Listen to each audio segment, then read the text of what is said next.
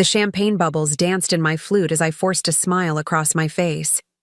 All around me, Seattle's tech elite mingled beneath crystal chandeliers, their laughter echoing off marble floors. But I couldn't focus on any of it.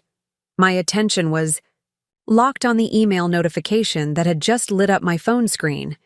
Before we jump back in, tell us where you're tuning in from. And if this story touches you, make sure you're subscribed. Because tomorrow, I've saved something extra special for you. Financial records sent to all Bennett family members. My heart stopped. I'd only meant to send those files to our tax consultant. Instead, I'd just accidentally shared 6 years of my company's growth history, my personal investments, and the trust fund from my late grandmother with my entire in-law family. The very people who, led by my sister-in-law Vanessa, had spent years calling me a gold digger behind my back. I looked across the charity gala to where Vanessa stood in a circle of admirers, her crimson dress matching the wine in her glass. She hadn't checked her phone yet. None of them had. But they would. And when they did, everything would change. Emma? Are you okay? Ryan's hand touched my lower back, concern etched across his face. My husband, the Bennett family's golden son, who never quite understood how his family treated me. Always caught in the middle, always hoping we'd just get along. I downed my champagne in one swallow. I just made either the biggest mistake of my life or the best thing that could have happened to us. 3 years earlier, I'd been sitting in a very different gala. My first official event as Ryan Bennett's fiancé. I still remembered the weight of the emerald engagement ring on my finger, how foreign it felt, how the waiters at Lakewood Country Club seemed to sense my discomfort, my otherness, offering me extra appetizers as if I might be unfamiliar with formal dining. "So you design phone apps?" Diane Bennett, my future mother-in-law, had asked, with the precise tone that made it sound like I created paper airplanes for a living. "Accessibility software," I corrected gently. "My company creates technology that helps people with disabilities navigate digital spaces more easily." "How charitable?" Vanessa had cut in, sipping her martini. "And your parents run a convenience store, was it?" "A grocery," I said, pride creeping into my voice despite myself. "Chen Family Market. They've served the Rainier Valley community for 30 years. "Fascinating," Vanessa replied, her smile never reaching her eyes. "Ryan has always had such a humanitarian streak." I had let it slide, as I'd let so many comments slide over the months of our engagement. The questions about prenuptial agreements asked just loudly enough for nearby guests to hear. The jokes about how quickly I'd said yes to Ryan's proposal. Now, 3 years into our marriage, I sat at another Bennett family gathering. This one, a birthday celebration for William, Ryan's father, at their Lake Washington estate. The home's soaring windows showcased the Seattle skyline across the water, a view I might have appreciated if not for the card being passed around the table. A birthday card for William, signed by all family members. When it reached me, I flipped it open to add my name beneath Ryan's. That's when I saw what Vanessa had written. "Happy birthday to the man who taught us the value of hard work. Some of us learned the lesson better than others." Below it, in smaller script, "Some just learned to marry into it." The heat of shame and anger rose to my face as I stared at the words. 3 years of snide remarks. 3 years of being treated like an interloper. 3 years of Ryan saying, "That's just how Vanessa is with everyone." "Everything okay, Emma?" William asked, his voice carrying down the length of the ornate dining table. I looked up to find Vanessa watching me, a subtle smirk playing at her lips. Around the table sat the Bennett dynasty. Diane, immaculate in pearls and cashmere. James, Vanessa's investment banker husband. Cousins and aunts and uncles whose names blurred together, but whose judgmental glances remained crystal clear. "Actually," I heard myself say, "I don't think it is." The table fell silent. Ryan tensed beside me. Vanessa, I continued, my voice surprisingly steady. Would you like to explain what you meant by your comment in the card? About marrying into hard work? Oh, Emma. Vanessa laughed, the sound like breaking glass. It was just a little joke. You're so sensitive. It wasn't a joke. The words left my mouth before I could stop them. It was an insult, the same kind you've been making since Ryan and I got engaged. Emma, Ryan murmured, his hand finding mine under the table. Maybe we should... No. I gently pulled my hand away. I'm done pretending I don't hear these comments. I'm done smiling through the disrespect. Diane cleared her throat. This hardly seems like appropriate dinner conversation. I agree, I said, standing up, which is why I'm leaving. Happy birthday, William. The gift Ryan and I brought is on the side table. I walked out, pulse pounding in my ears, ignoring Ryan's calls behind me. Outside, the cool evening air hit my face as I made my way down the winding driveway. My phone buzzed with texts from Ryan, but I slipped it back into my pocket. Instead of waiting for a rideshare, I started walking along the lakefront path that led away from the estate. The distant Seattle skyline glittered across the water, the Space Needle illuminated against the night sky. Emma, wait. Ryan caught. Up to me. His dress shoes totally wrong for the gravel path. You shouldn't have left like that, he said, slightly breathless. You know how they are about appearances. That's the problem, Ryan, I replied, stopping to face him. Everything is about appearances with your family, not about what's right or kind or true. Vanessa was out of line. I'll talk to her. You've been saying that for 3 years. I hugged my arms against the evening chill. Nothing changes. They've decided who I am, the gold-digging outsider who trapped their golden boy. That's not how they see you. Isn't it? Do you know what your father asked me last Christmas? If my little app company was still a hobby, or if I'd given it up yet. Horizon Solutions employs 63 people, Ryan. We just closed a Series B funding round for $18 million. He ran a hand through his hair. Dad doesn't understand tech startups. To him, business means physical products, manufacturing plants. He understands disrespect, and so does Vanessa. I looked out at the water, gathering my thoughts. The worst part is, I've never given them reason to treat me this way. I've built my company from nothing. I've never asked for Bennett connections or money. I know that. But they don't. Or they choose not to. I finally met his eyes. And you let them believe it. The hurt in his expression was immediate, but I couldn't take the words back. Nor did I want to. That's not fair, he said quietly. Maybe not, but it's honest, and I'm done pretending. We stood in silence, the gentle lapping of water against the shore filling the space between us. Finally, Ryan sighed. What do you want me to do? I don't know, I admitted, but something has to change. I can't keep doing this. He nodded slowly. Let's go home. We'll figure it out. As we walked to his car, my phone buzzed with an email notification. Zoe, my business partner, had sent the quarterly financial reports I'd requested. Tomorrow we had a meeting with potential investors, and I needed to be prepared. Little did I know those financial reports would become the catalyst for everything that followed. The next morning, I woke before Ryan. I slipped out of bed and made my way to our home office, determined to review the financials before heading to work. Our condo in downtown Seattle offered a stunning view of Elliott Bay, but I barely noticed it as I focused on my laptop. I opened Zoe's email, downloading the attached reports.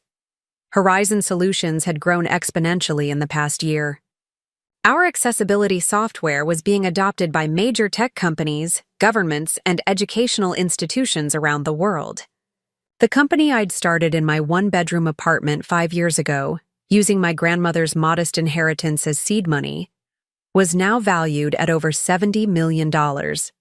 I thought of my parents, who had worked 14-hour days at their grocery store to put me through college, who had scrimped and saved so I could attend MIT, who had taught me that success came from determination, not from marrying into it. The buzz of my phone interrupted my thoughts. A text from Zoe. "Did you see the investor bios I sent? The Westlake Group seems promising." I frowned. I hadn't received anything about investor bios. I scrolled through my emails and found nothing from Zoe except the financial reports. I called her immediately. "Morning, boss lady," she answered. The sounds of a coffee shop in the background. "Ready for today?" "I didn't get the investor bios you mentioned." "What?" "I sent them last night, right after the financial package. Check your sent items. Maybe there was a sending error." With a growing sense of unease, I opened my email sent folder. And there it was. The financial package, our company valuation, my personal investments, my grandmother's trust fund documents, all forwarded not just to our tax consultant as intended, but to the entire Bennett family email group. My blood ran cold. "Emma, you still there?" Zoe's voice seemed distant. "I have to call you back," I managed, ending the call. I stared at the screen, at the list of recipients. Diane, Bennett Igmail, Com, William, Beneda Benetek, Com, Vanessa. Murray Benetek, Com James. Murray Pacific Invest. Com and half a dozen other Bennett family members. I'd accidentally hit reply all to a family dinner invitation when forwarding Zoe's email. "What's wrong?" Ryan appeared in the doorway, hair tousled from sleep. "You look like you've seen a ghost." "Worse," I said, my voice hollow. "I just accidentally sent all of my financial records to your entire family." He frowned, not immediately grasping the significance. "Okay, that's not ideal for privacy reasons, but—" "Ryan." I turned the screen toward him. "Do you understand what this means? They're about to see exactly how successful Horizon is. My entire financial history. The inheritance from my grandmother that funded the startup." Preparing and narrating this story took us a lot of time, so if you are enjoying it, subscribe to our channel. It means a lot to us. Now back to the story. Everything. Comprehension dawned on his face. "Everything that proves you're not a gold digger," I finished for him. "Everything that proves I never needed the Bennett fortune." Ryan sat heavily in the chair beside mine. "Maybe they haven't seen it yet. It's still early." As if on cue, my phone lit up with a text from Vanessa. "Interesting reading with my morning coffee. We need to talk. Brunch at Willows Harbor Cafe at 11? I showed Ryan the text. "Looks like they've seen it. You don't have to meet her." "Actually," I said, a strange calm settling over me, "I think I do." Willows Harbor Cafe sat on the Seattle waterfront, its large windows offering views of ferries gliding across Puget Sound. I chose a table in the corner, ordered a black coffee, and waited. I'd dressed deliberately that morning. A sleek navy, blazer over a crisp white blouse, my grandmother's jade pendant at my throat. Professional, composed, ready. Vanessa arrived 15 minutes late, a power move I recognized immediately. She slid into the seat across from me, sunglasses perched on her head, a look of bemused curiosity on her face. "Well," she said, waving to a server for coffee, "that was quite the email." I said nothing, waiting. 70 million, she continued, stirring sweetener into her coffee when it arrived. "I have to admit, Emma, I'm impressed. That's quite the little enterprise you've built." "Thank you," I replied evenly. "And that trust fund from your grandmother, 2 million isn't Bennett money, of course, but it's nothing to sneeze at." I took a slow sip of my coffee. "Why did you ask me here, Vanessa?" She set down her spoon, studying me with new eyes. "Honestly, I wanted to see if you were real." "Excuse me?" "The Emma in those financial records." She leaned forward. The savvy businesswoman who built a multi-million-dollar company. The woman who has more money in her personal accounts than my husband, the investment banker. That woman seems inconsistent, with the Emma who has silently taken my jabs for 3 years. I met her gaze. Perhaps you've been jabbing at a person who doesn't exist. Perhaps. She tilted her head. Why didn't you ever say anything? About the success of your company? About your financial independence? Would you have believed me without seeing the numbers? Or would you have assumed I was lying to save face? She had the grace to look slightly abashed. Fair point. Besides, I continued, my worth isn't measured by my bank account, Vanessa. I shouldn't have to prove my financial value to be treated with respect. And yet, she said, gesturing vaguely, here we are, having this conversation only after I've seen proof of your net worth. Here we are, I agreed. A silence fell. Between us, filled only by the clinking of dishes and murmured conversations from nearby tables. So what happens now? I finally asked. Vanessa's perfectly manicured finger traced the rim of her coffee cup. That depends on what you want, I suppose. I want to be treated as Ryan's equal, not as someone who trapped him for his money. And if I've miscalculated about your motivations, then perhaps an apology would be appropriate. She laughed, not unkindly. You know that's not how the Bennetts operate. I do know, and that's the problem. The server returned to refill our cups. When she left, Vanessa's expression had shifted to something more calculating. There's something else we need to discuss, she said, her voice lower. Something in those financial records that concerns me. My guard immediately went up. What are you talking about? Your company's latest contract with the Department of Defense. I frowned. It's for accessibility software for their civilian administrative systems. What about it? Did you know, Vanessa said carefully, that Bennett Technologies bid on that same contract? I hadn't known. Ryan had never mentioned it. The DoD chose your startup over our established family company, she continued. Father is displeased. That's business, I said, though unease was beginning to pool in my stomach. Fair competition. Nothing is just business in this family. Emma, surely you've learned that by now. She stood, dropping bills on the table to cover her coffee. I may have been wrong about why you married Ryan, but that doesn't mean you aren't a threat to the Bennett legacy in other ways. As she walked away, I sat frozen, my coffee growing cold. The victory I'd felt at finally proving my worth dissolved into something more complicated, more dangerous. My phone buzzed with a text from Ryan. How did it go with Vanessa? I stared at the screen, unsure how to answer. Because what had seemed like a simple accident, a misfired email, had just revealed a much deeper conflict, one that went beyond petty family drama into the realm of business rivalry and Bennett pride. I gathered my things, leaving payment, beside Vanessa's. Outside, the Seattle rain had begun, a fine mist that beaded on my blazer. I looked out at the gray waters of Puget Sound, at the ferries carrying people to islands and peninsulas beyond. Something had shifted today. The email had changed everything, but not in the way I'd expected. I wasn't just fighting for respect anymore. I was fighting for my company, for everything I'd built. And the Bennetts, I was beginning to realize, played to win.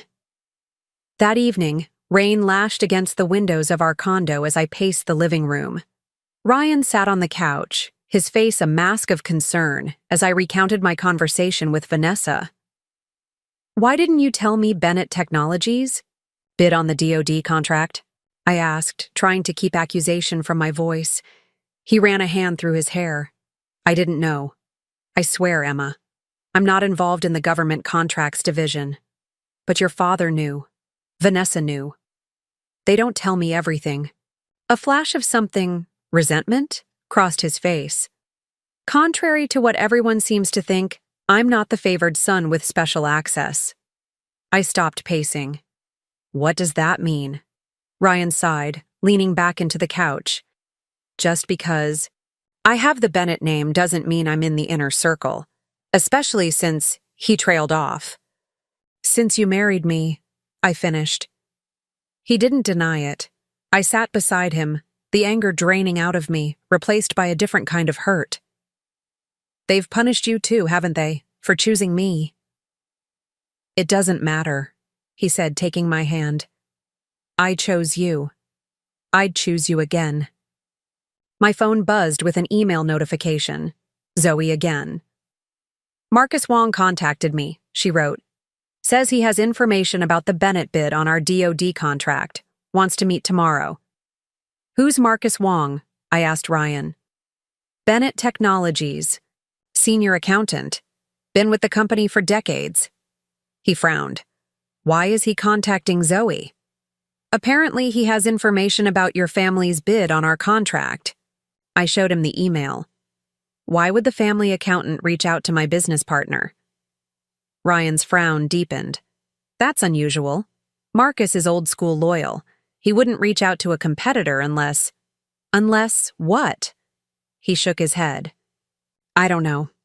But be careful, Emma. If my father finds out one of his employees is talking to you, what would he do? A chill that had nothing to do with the rain crept up my spine. Ryan met my eyes. The Bennetts didn't build an empire by being forgiving of disloyalty. I didn't sleep well that night, my dreams filled with shadowy figures and whispered threats. By morning, the rain had cleared, leaving the Seattle skyline crisp against a rare blue sky. I dressed carefully for my meeting with Marcus Wong, choosing an outfit that projected confidence, a charcoal pantsuit and my grandmother's jade pendant for luck. Be careful today, Ryan said as I prepared to leave, and call me after you meet. With Marcus. I will. He kissed me goodbye, his eyes troubled. As I rode the elevator down to the parking garage, I couldn't shake the feeling that something fundamental had changed between us. For 3 years, we'd lived in a careful balance, Ryan straddling the worlds of his demanding family and our marriage, me swallowing my pride to keep the peace. Now that balance was gone, and I wasn't sure what would replace it. The cafe where Marcus had suggested meeting was in Chinatown International District, far from Bennett Technologies' gleaming downtown headquarters. When I arrived, Zoe was already there, her bright red hair visible through the window as she sat at a corner table. Marcus Wong proved to be a slight man in his 60s, with wire-rimmed glasses and the precise movements of someone who has spent a lifetime being careful. He nodded politely as I sat down. Mrs. Bennett, he said, then immediately corrected himself. Ms. Chen, I should say. I understand you prefer your professional name. Emma is fine, I replied, noticing how he glanced nervously at the door. Mr. Wong. Marcus, please. Marcus, you wanted to discuss the Department of Defense contract? He adjusted his glasses. Not just the contract. There are irregularities you should be aware of, concerning how Bennett Technologies responded to losing the bid. Zoe leaned forward. What kind of irregularities? Marcus opened his briefcase, removing a thin folder. I've worked for the Bennett family for 32 years. I've managed their corporate accounting, their tax strategies. I've seen… He hesitated. I've seen how they handle competition. And how is that? I asked. By eliminating it. He slid the folder across the table. 3 days after the DoD announced Horizon Solutions had won the contract, William Bennett called an emergency board meeting. I was asked to prepare these financial projections. I opened the folder. Inside were spreadsheets detailing acquisition, scenarios, specifically the projected costs and benefits of acquiring Horizon Solutions. They want to buy my company? I looked up, confused. Marcus shook his head. Not exactly. These scenarios assume a hostile takeover, one that would allow them to absorb your technology while… He cleared his throat. while removing current leadership. Zoe swore under her breath. My father-in-law wants to force me out of my own company? The words felt surreal. It's not personal, Marcus said, though his expression suggested otherwise. It's about the Bennett legacy. William believes the DoD contract should have been theirs. In his mind, he's simply correcting a mistake. By destroying what I've built. Marcus nodded solemnly. I'm afraid so. Why are you telling us this? Zoe asked, suspicion evident in her voice. You've worked for them for decades. The older man's gaze dropped to the table. My wife's family owned a small electronics company in Tacoma. 20 years ago, they competed with Bennett Technologies for a major contract. They won. He looked up, his eyes tired behind his glasses. A month later, rumors began circulating about quality issues with their products, then about financial improprieties. None of it was true, but it didn't matter. They lost customers, investors pulled out. Within a year, they were bankrupt. And Bennett Technologies? I asked, though I already knew the answer. Acquired their patents and client list for pennies on the dollar. The cafe seemed suddenly too warm, too crowded. Are you saying they deliberately sabotaged your wife's family business? I couldn't prove it then, but I've spent 20 years watching similar patterns. Companies that challenge Bennett Technologies tend to face misfortunes. Like my parents' grocery store, I whispered, a terrible suspicion forming. Marcus frowned. What about their store? 3 years ago, right after Ryan and I got engaged, their building was condemned for code violations. Violations that hadn't been flagged in 25 years of inspections. I swallowed hard. They lost everything. Had to start over in a smaller location, with higher rent. Marcus removed his glasses, rubbing the bridge of his nose. I can't say for certain, but the timing is consistent with their methods. Zoe reached for my hand under the table, squeezing it. There's more, Marcus continued, his voice lower. William has scheduled meetings with 3 of your largest investors, and he's filed a patent challenge against your core technology. That's absurd, Zoe said. Our patents are solid. The challenge doesn't need to succeed. It just needs to create doubt. To delay your ability to fulfill the DoD contract. My mind raced, connecting dots I'd never thought to connect before. The subtle sabotage of my parents' business. The years of being dismissed as a gold digger, not just out of snobbery, but as a means of undermining my credibility as a businesswoman. Why now? I asked. They've known about Horizon for years. Why target us so aggressively now? The DoD contract changed things, Marcus replied. It's not just about money. It's about William's pride, about the Bennett name. And Ryan? I could barely bring myself to ask. Does he know about any of this? Marcus hesitated. Ryan occupies a complicated position in the family. William has always found him too soft, too idealistic. His role in the company has been deliberately limited. Which wasn't quite an answer. What should we do? Zoe asked, her usual confidence shaken. Marcus closed his briefcase. Protect yourselves, your company, your data. He stood, preparing to leave. And Ms. Chen, be careful at home. The Bennetts don't separate family from business. After he left, Zoe and I sat in stunned silence. Do you think Ryan knows? She finally asked. I stared out the window at the bustling street. I don't know, but I'm going to find out. That night, I didn't go home. I couldn't face Ryan, not until I had processed what I'd learned. Not until I was sure where he stood. Instead, I checked into a downtown hotel and called my parents. Emma? My mother's voice carried the slight accent that had grown more pronounced since they'd lost their original store. Is everything okay? I need to ask you something, Mom, about the code violations that closed your store. I took a deep breath. Did anyone from Bennett Technologies ever contact you? Ever show interest in your property? The silence that followed told me everything. How did you know? She finally asked. My heart sank. What happened? A few months after you and Ryan got engaged, a man came to the store. He said he represented a development company that wanted to buy the entire block. We told him we weren't interested in selling. The store was our life. And then the code violations started. Yes. Her voice grew stronger, indignant even. Now. Violations no one had ever mentioned before. Electrical issues, structural problems. Things that would have cost more to fix than we had. Why didn't you tell me? I asked, though I already knew. You were happy, Emma. In love. We didn't want to spoil that. A pause. And we couldn't prove anything. But Marcus could. Marcus had the records, the patterns, the inside knowledge of how the Bennetts operated. I'm going to make this right, Mom. I promise. After we hung up, I sat on the hotel bed, staring at my phone. 12 missed calls from Ryan, 20 text messages, growing increasingly worried. Finally, I called him back.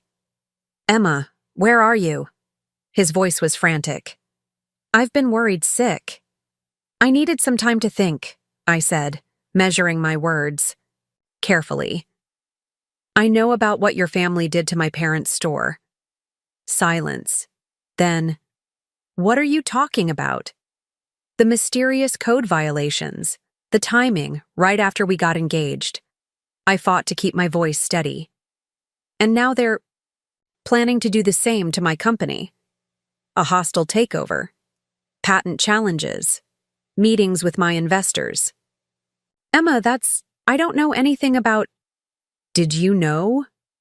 I cut him off. That's all I need to know right now. Did you know what your family was planning? The pause was too long. I heard rumors, he finally admitted, about Dad meeting with lawyers to discuss Horizon, but I didn't know the details. And you didn't think to warn me? I didn't think it was serious. Dad is always making noise about competitors. I never thought he trailed off. Target your wife? Destroy her parents' livelihood? Emma, please, come home. We can figure this out together. I closed my eyes, suddenly exhausted. I can't. Not tonight. Where are you? I'll come. To you. No.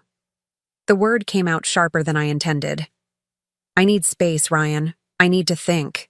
After we hung up, I lay back on the hotel bed, staring at the ceiling. The weight of everything I'd learned pressed down on me. About the Bennetts, about my parents' store, about the danger to my company, about Ryan. Had he really been in the dark about his family's tactics? Or had he been complicit all along, playing the role of the sympathetic husband while his family systematically undermined me? I didn't know what to believe anymore. But as I drifted into an uneasy sleep, one thing became clear. I wasn't going to wait around to be destroyed. If the Bennetts wanted a fight, they were going to get one, and it would start tomorrow. The morning light filtered through the hotel curtains as I awoke, momentarily disoriented before remembering why I wasn't at home. My phone showed 7. New missed calls from Ryan, but there was another message that caught my attention, a text from Marcus Wong. William called emergency board meeting. 10 a.m. today. Patent challenge filing expedited. I sat up, fully alert now. They were moving faster than I'd expected. I called Zoe immediately. I was just about to call you, she said, her voice tense. 3 of our investors emailed this morning requesting urgent meetings, all scheduled for today. William Bennett is behind it, I said, already moving to get dressed. We need to secure our data, our patents, everything. Already on it. I've got the tech team implementing security protocols. And Emma? Daniel Rivera from Westlake Group still wants to meet, says he has something important to discuss. Daniel Rivera. the potential investor we were supposed to meet before all this began. Set it up. And Zoe, don't go to the office. Today. Work remotely. I don't trust the Bennetts not to show up there.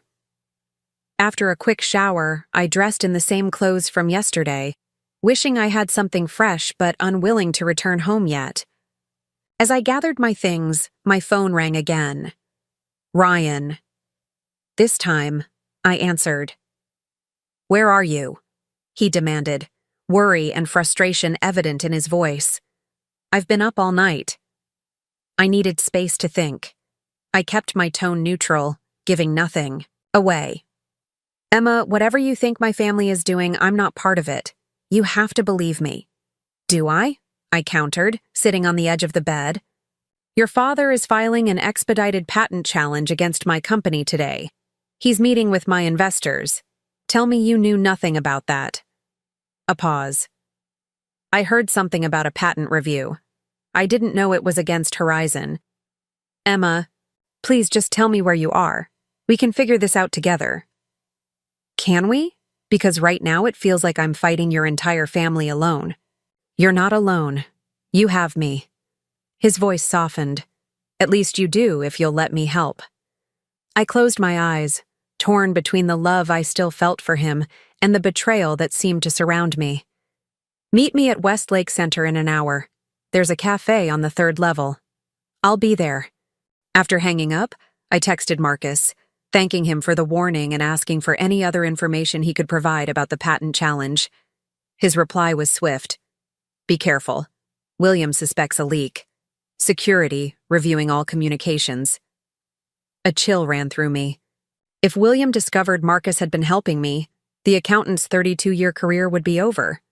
Possibly worse, given what I now knew about how the Bennetts handled perceived enemies. I checked out of the hotel and caught a rideshare to Westlake Center, a downtown shopping complex. The cafe was busy with morning customers, providing the anonymity I wanted. I chose a table with a view of the entrance and ordered a latte, my mind racing with possible strategies. Ryan arrived precisely on time, looking haggard in a way I'd rarely seen him.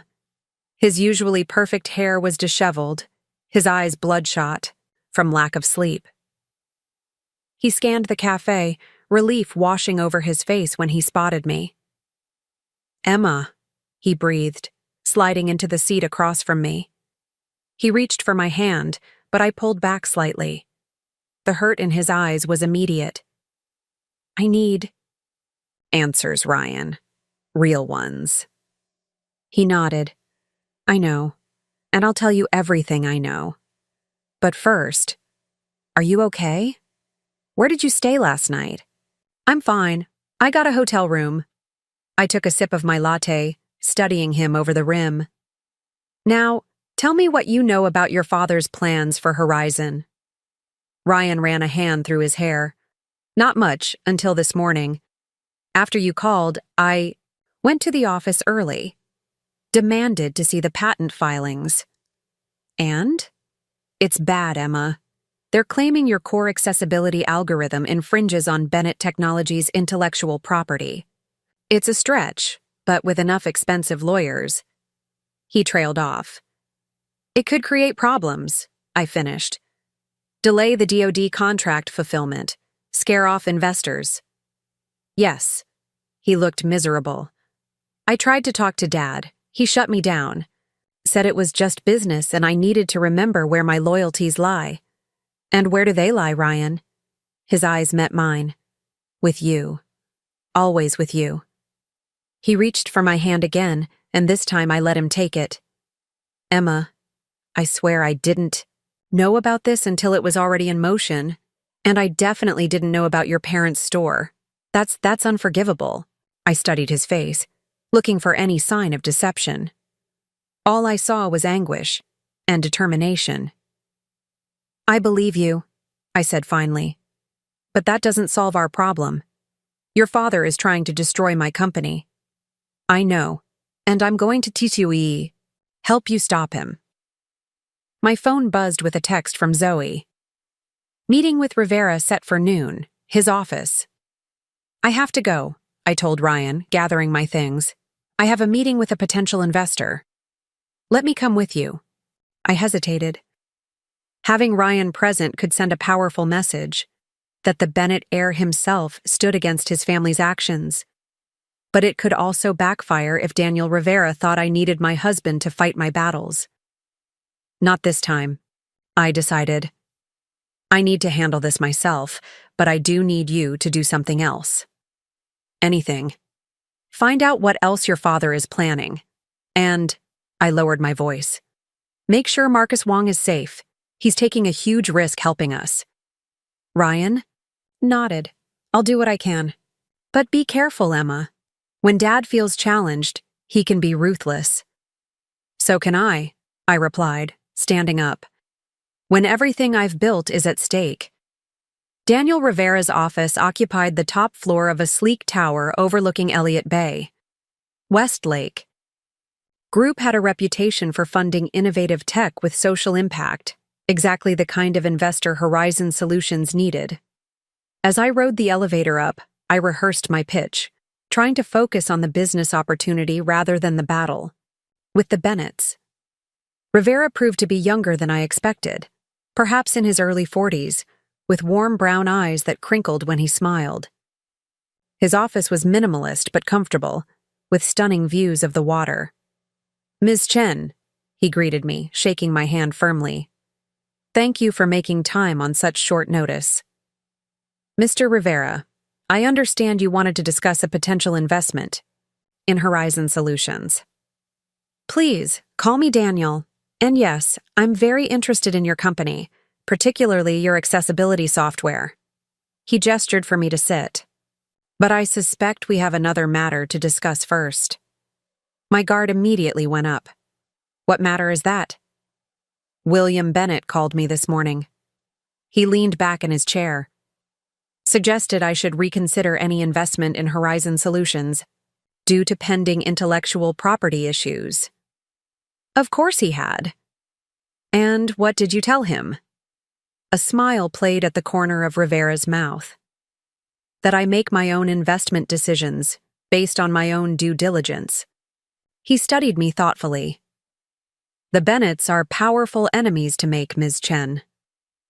I didn't make them my enemies, I replied evenly. They chose that role when they targeted my company. Because of the DoD contract? Partially. I hesitated, then decided on complete honesty. And partially because I married Ryan Bennett, despite not fitting their idea of a suitable daughter-in-law. Rivera nodded slowly. I've dealt with the Bennett family for years. William is traditional in his approach to both business and family. Traditional is a polite way of putting it. That earned me a genuine laugh. Indeed. Well, Ms. Chen, here's my position. I don't care about family drama. I care about sound investments. And from everything I've seen, Horizon Solutions is exactly that. Hope flickered within me. Despite the patent challenge? Patent challenges are a dime a dozen in tech. Most are nuisance filings that eventually get dismissed. He leaned forward, elbows on his desk. What interests me is how you're going to respond to it, to all of this. It was a test, I realized. He wanted to see if I would crumble under pressure or fight back. With everything I have, I said, meeting his gaze steadily. Horizon isn't just a company to me, Mr. Rivera. It's built on the belief that technology should be accessible to everyone. We're making digital spaces navigable for people who have been excluded. That mission matters too much to let it be destroyed by corporate bullying tactics. Even when those tactics come from your husband's family? Especially then. I straightened in my chair. I built Horizon before I met Ryan. I'll defend it regardless of my personal relationships. Rivera studied me for a long moment, then nodded as if coming to a decision. Westlake Group is prepared to offer $10 million in funding, with an option for an additional $5 million in 6 months, contingent on meeting agreed-upon milestones. I blinked, thrown by the sudden shift. That's generous. It's strategic, he corrected. Your DoD contract proves the government sees value in your technology, and frankly, the fact that Bennett Technologies is trying to squash you suggests they see you as a genuine threat. A smile spread across his face. I like betting on the companies the giants are afraid of. There is one condition, he continued, his expression growing serious. This investment requires absolute discretion until the paperwork is finalized. The moment William Bennett learns about it, he'll try to interfere. Understood. I extended my hand. Thank you for your faith in Horizon. As we shook hands, my phone buzzed insistently in my pocket. I ignored it until I had left Rivera's office, then checked the screen. 5 missed calls from Ryan, and one text that made my blood run cold. Emergency at office. Zoe arrested. Come now. I rushed to Horizon's headquarters, heart pounding. Outside our building, a police car was just pulling away. Inside, the reception area was eerily quiet, our usually bustling workspace subdued. Ryan paced near the elevator, looking up as I entered. What happened? I demanded. Where's Zoe? They took her to the downtown precinct, he said, guiding me toward my office. Computer fraud charges? Emma, they're saying she hacked into Bennett Technologies' servers. That's absurd. Zoe couldn't do that. I know. He closed my office door behind us. It's a setup. Dad's work. Has to be. I sank into my chair, trying to process this new attack. How? How could they possibly frame her for something like that? Ryan ran a hand through his hair. I don't know the details yet, but the police said they had evidence of unauthorized access from an IP address linked to Zoe's home computer. They've seized her laptop and phone. My mind raced, trying to connect the dots. Then it hit me. The financial records. When I accidentally sent them to your family, anyone who opened that email would have had their device connect to our company's secure server to download the attachments. And if someone wanted to make it look like hacking, they could use that connection as evidence. I stood up, anger rising. Zoe is being set up because of my mistake. It's not your fault, Emma. This is my father's doing. His way of neutralizing what he sees as a threat. Ryan's jaw tightened. I should have seen this coming. We need to help her. Get her a lawyer. Already done. I called Cameron Hayes, best tech lawyer in Seattle. I looked at him in surprise. You did? Of course. His expression softened. Emma, I meant what I said. I'm on your side. On Horizon's side. For the first time since this nightmare began, I felt a glimmer of hope. Maybe I wasn't fighting alone after all. Thank you, I said quietly. There's something else. Ryan lowered his voice. Marcus sent me copies of the patent challenge documents. There's a fatal flaw in their argument. Your algorithm may look similar to a Bennett Technologies patent on the surface, but the underlying approach is completely different. Can we prove that? With the right technical expert, yes. But we need to move fast. Dad's planning to announce the patent challenge at the Seattle Tech Alliance dinner tomorrow night. The STA dinner, an annual gathering of the city's tech elite. The perfect venue for William Bennett to publicly cast doubt on Horizon's integrity in front of potential partners, investors, and clients. Then we'll be there too, I decided. And we'll be ready. Emma, that might not be wise. Dad will have the home court advantage. Most of those people have been in his orbit for decades. All the more reason to show up. I met his gaze. I'm tired of hiding, Ryan. Tired of playing defense. It's time we took control of this narrative. He studied me for a long moment, then nodded. Okay, but we do this together. Together, I agreed. The rest of the day passed in a blur of activity.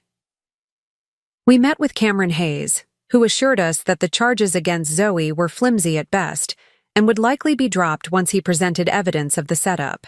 We coordinated with our technical team to prepare a comprehensive defense of our patent, and I called Daniel Rivera to brief him on the latest developments. Not surprised, Rivera said when I told him about Zoe's arrest. Classic diversionary tactic. Create a scandal to distract from the real issue, that their patent challenge has no merit. Will this affect your investment decision? I asked, holding my breath. Not at all.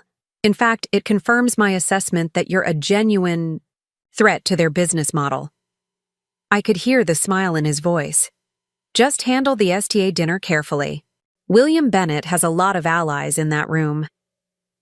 By evening, exhaustion had set in.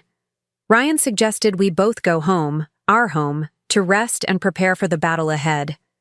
I hesitated, still raw from the revelations about his family. Emma, he said softly, I know you're angry. You have every right to be. But please come home. We're stronger together than apart. Looking at him, at the genuine concern in his eyes, the determination in his stance, I found myself nodding. Okay. But Ryan? No more secrets. No more divided loyalties. If we're going to fight your family together, I need to know you're all in. All in, he promised.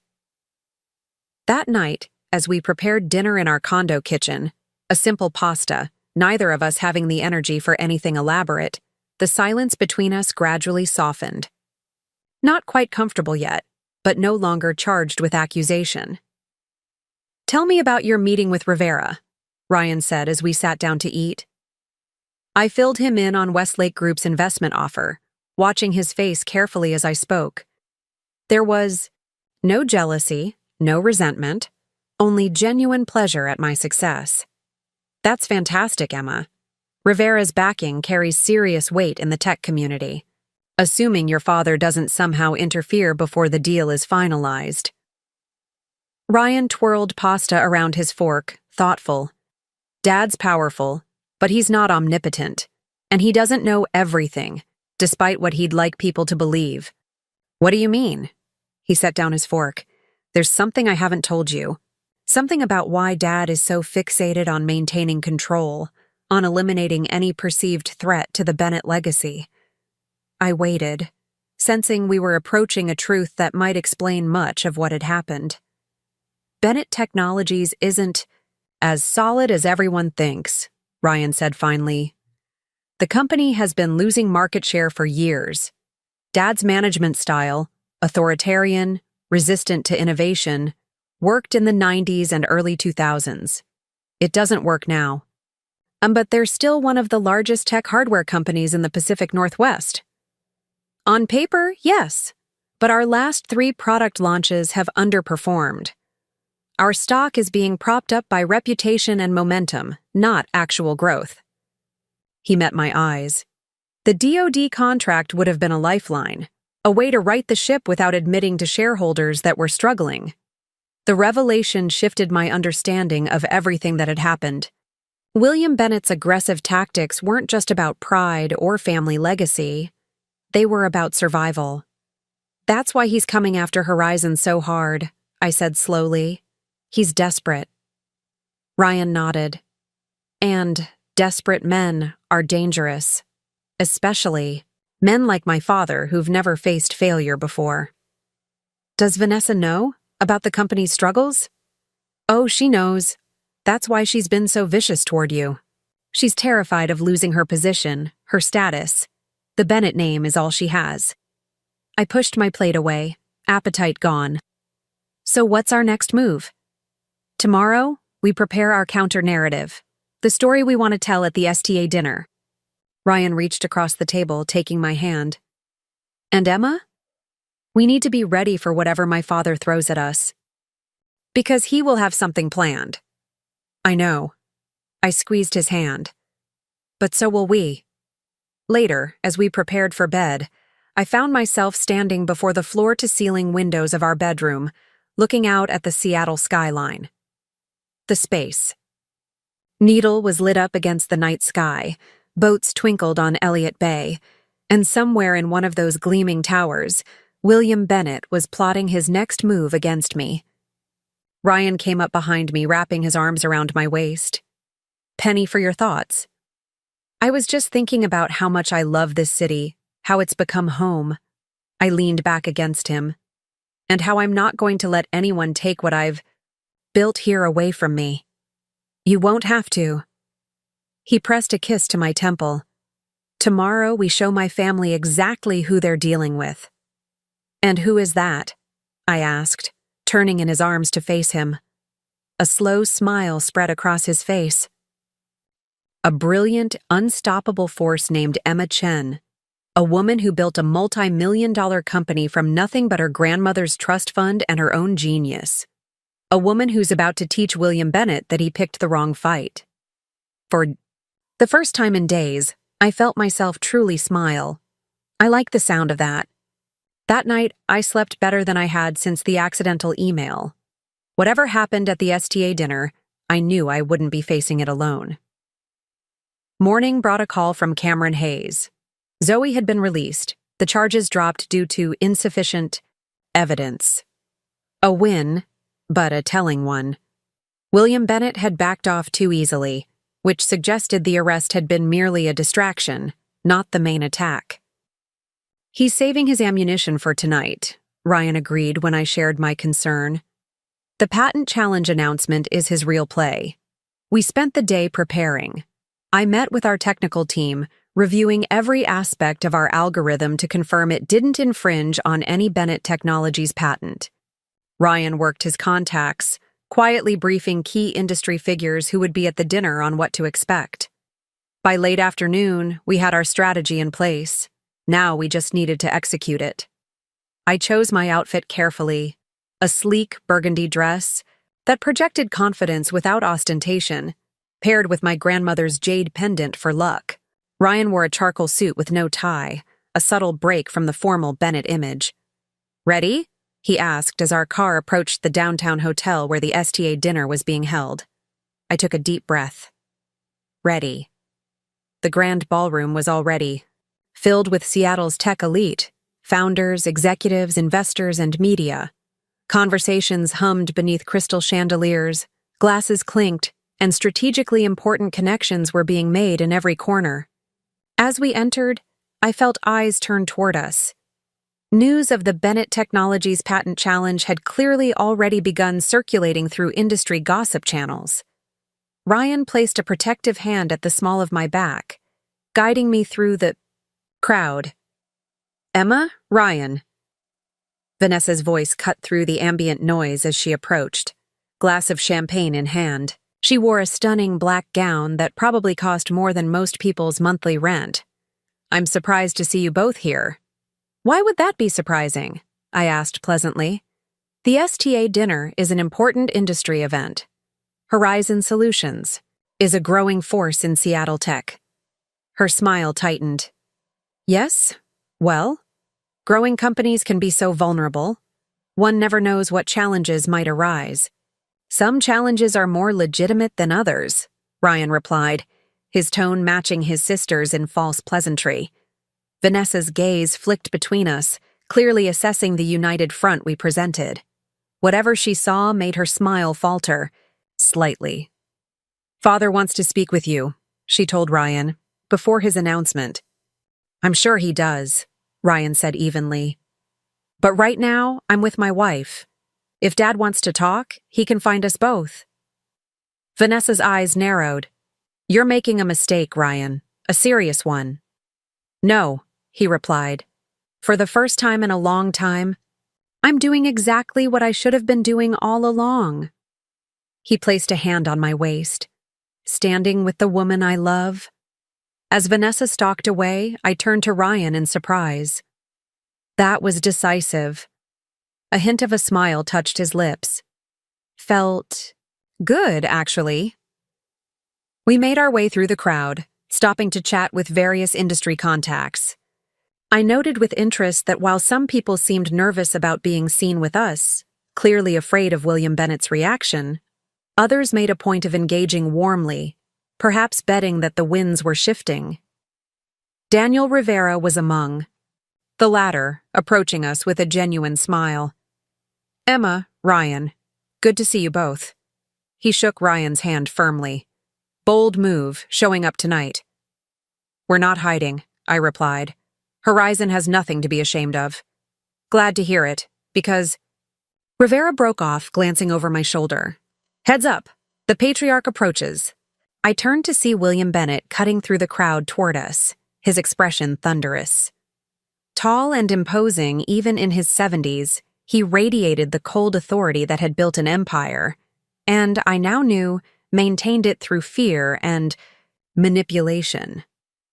Ryan, he said sharply when he reached us, barely acknowledging my presence. A word. Now. Whatever you have to say to me, Dad, you can say in front of Emma. Ryan's voice was calm, but firm. And Daniel, if he doesn't mind. William's jaw tightened. This is family business. No, I interjected.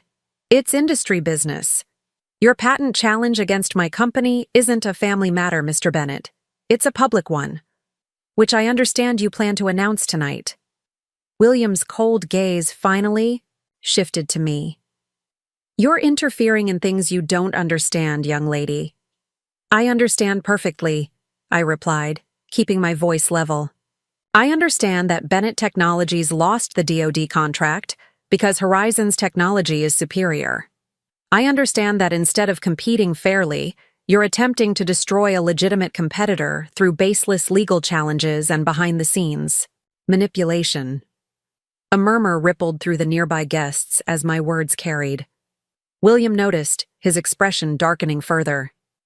Your company, he said, his voice dangerously low, has built its success on intellectual property that rightfully belongs to Bennett Technologies. The patent challenge will prove that. No, it won't, Ryan cut in, because Emma's algorithm is entirely original. You know that, Dad. The technical assessment confirmed it. William's gaze snapped to his son. You've seen the assessment? I've seen everything, Ryan replied, including the financial projections for a hostile takeover of Horizon, the plans to approach Emma's investors, even the setup that led to Zoe Parker's wrongful arrest. The crowd around us had grown silent, attention fixed on the drama unfolding. William took a step closer to Ryan, lowering his voice. You're choosing her company over your family legacy? Over everything we've built? I'm choosing integrity, Ryan replied. Something that used to be part of the Bennett legacy, before. You decided winning at all costs was more important. A flash of genuine hurt crossed William's face, quickly replaced by cold anger.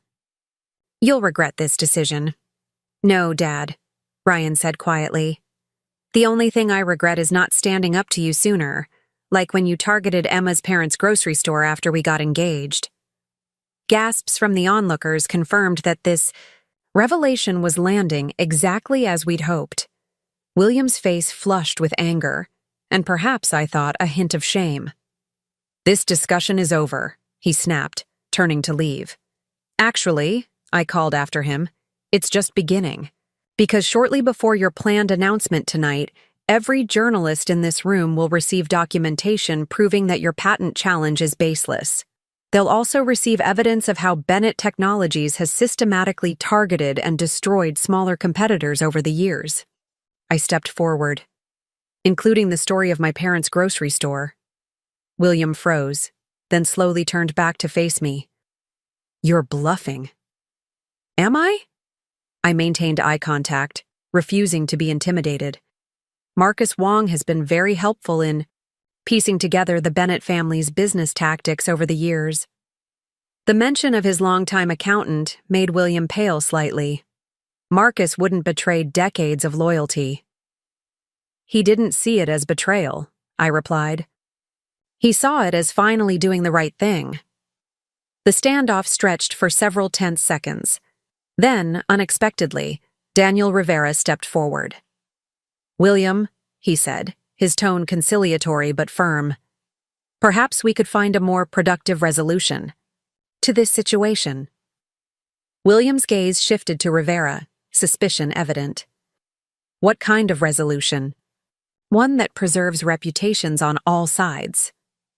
Rivera glanced between us. I've just finalized a significant investment in Horizon Solutions.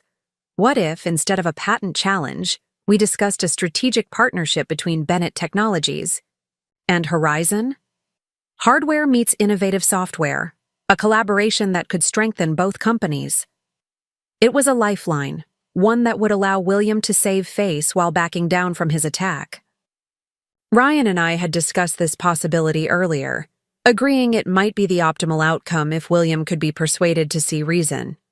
A partnership, William repeated, his tone neutral but considering. Equal partners, I specified, with Horizon maintaining its independence and leadership.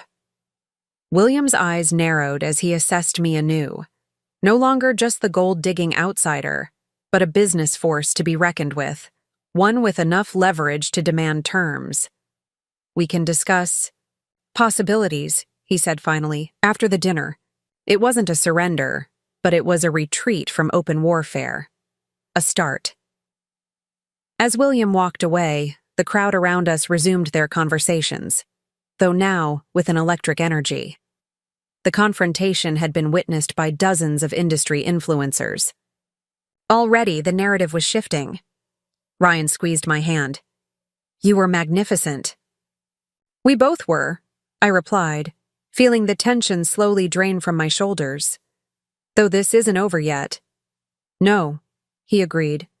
But for the first time, I think we might actually find a way through this that doesn't end in total destruction for someone. Daniel Rivera raised his champagne glass in a subtle toast. To new beginnings, and partnerships built on respect rather than fear. I clinked my glass against his, then Ryan's. I'll drink to that.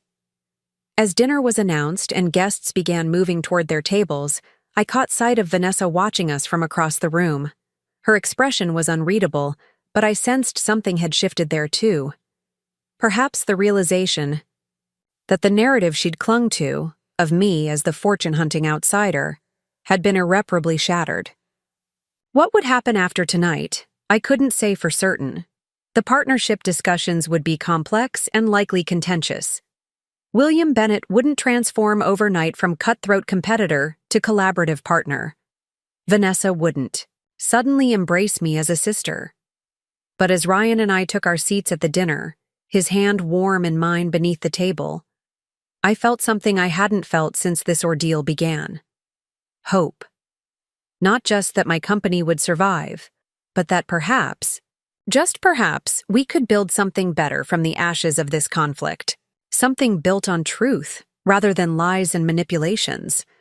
On mutual respect, rather than power and intimidation. On real family values, not just the appearance of them. The battle wasn't over. But tonight, at least, I had won a critical victory. And looking at Ryan beside me, I knew I wouldn't be fighting alone anymore. The Bennett Lake House emerged from the tree line as Ryan guided his car down the winding private drive. Modernist architecture of glass and cedar stretched across prime Lake Washington shoreline, its windows reflecting the setting sun in fiery orange. My stomach tightened as we approached, the partnership document secure in my leather portfolio. Remember, we don't agree to anything tonight without time to review, I said, breaking the tense silence that had settled between us during the drive. Ryan nodded, reaching over to squeeze my hand. This is just a conversation. Nothing gets signed. The gravel crunched beneath our tires as we pulled up to the front entrance, where William Bennett stood waiting, his imposing figure framed by the massive doorway. Unlike his usual corporate attire, he wore casual slacks and a cashmere sweater, a calculated informality that somehow made him more intimidating rather than less. Right on time, he noted as we exited the car, his tone giving away nothing. Ryan moved to my side, his hand finding the small of my back, a gesture not lost on his father, whose eyes narrowed slightly before he turned to lead us inside. Your mother's on the terrace. The lake house interior was a study in refined minimalism, open spaces, museum-quality art, and floor-to-ceiling windows showcasing the water view.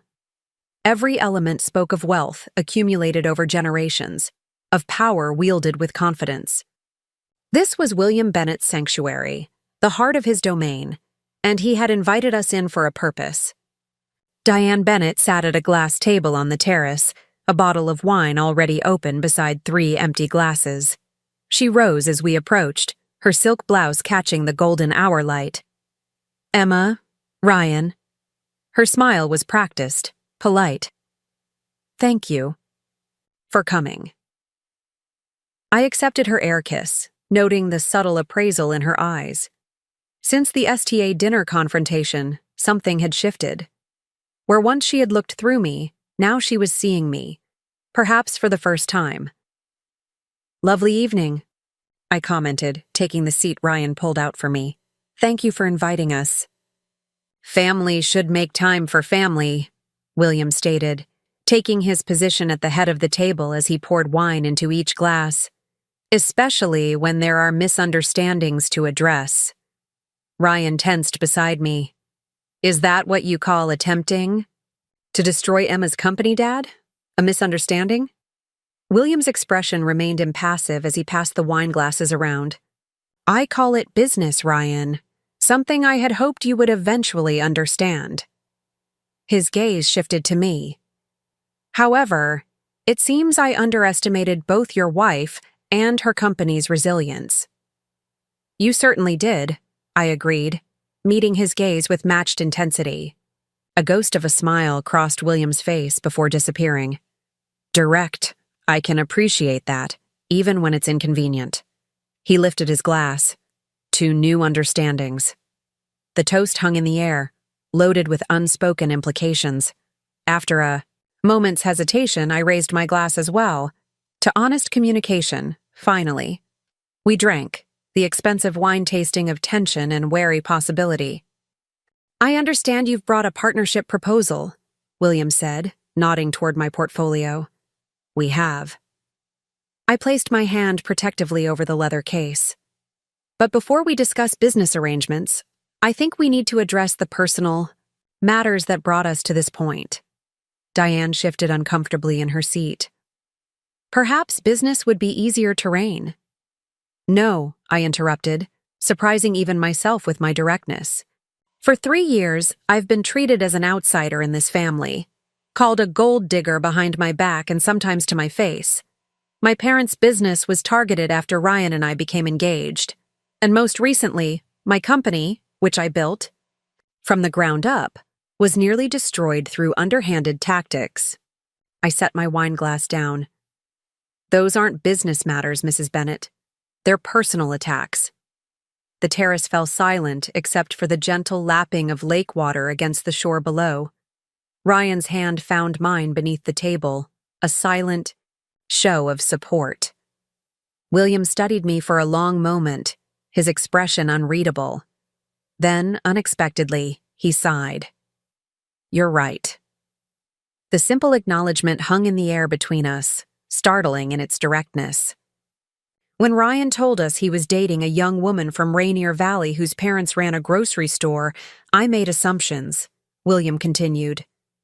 "When he announced your engagement 6 months later, I made more assumptions.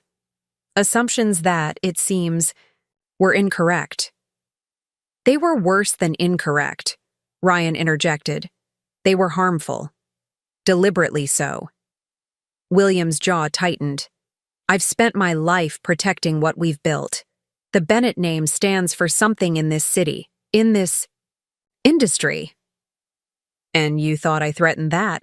I said, not a question but a statement. "Yes."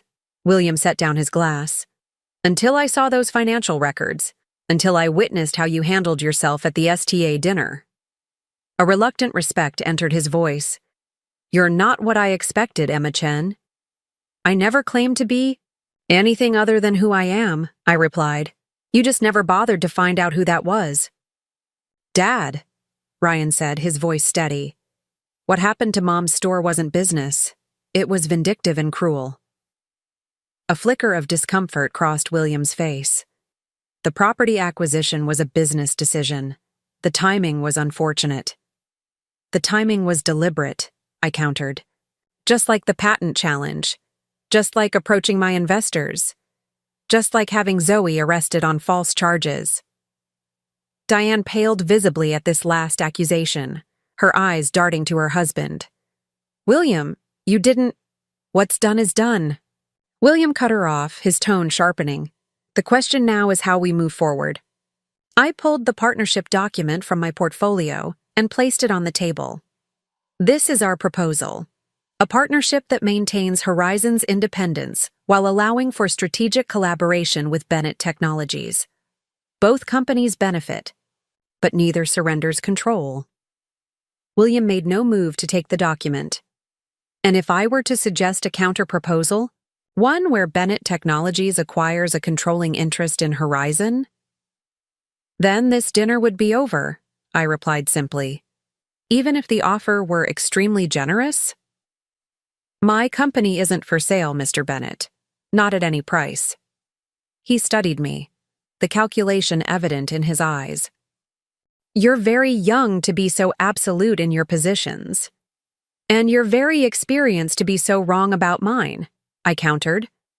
A startled laugh escaped Diane, quickly muffled behind her hand. William shot her a look before turning back to me. You have conviction. I'll grant you that. He finally reached for the document. Let's see what you're proposing. As William reviewed our partnership terms, Diane rose to check on dinner with the private chef they'd hired for the evening.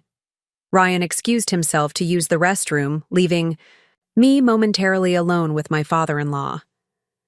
You've structured this very carefully, William observed without looking up from the document. Almost as if you don't trust me.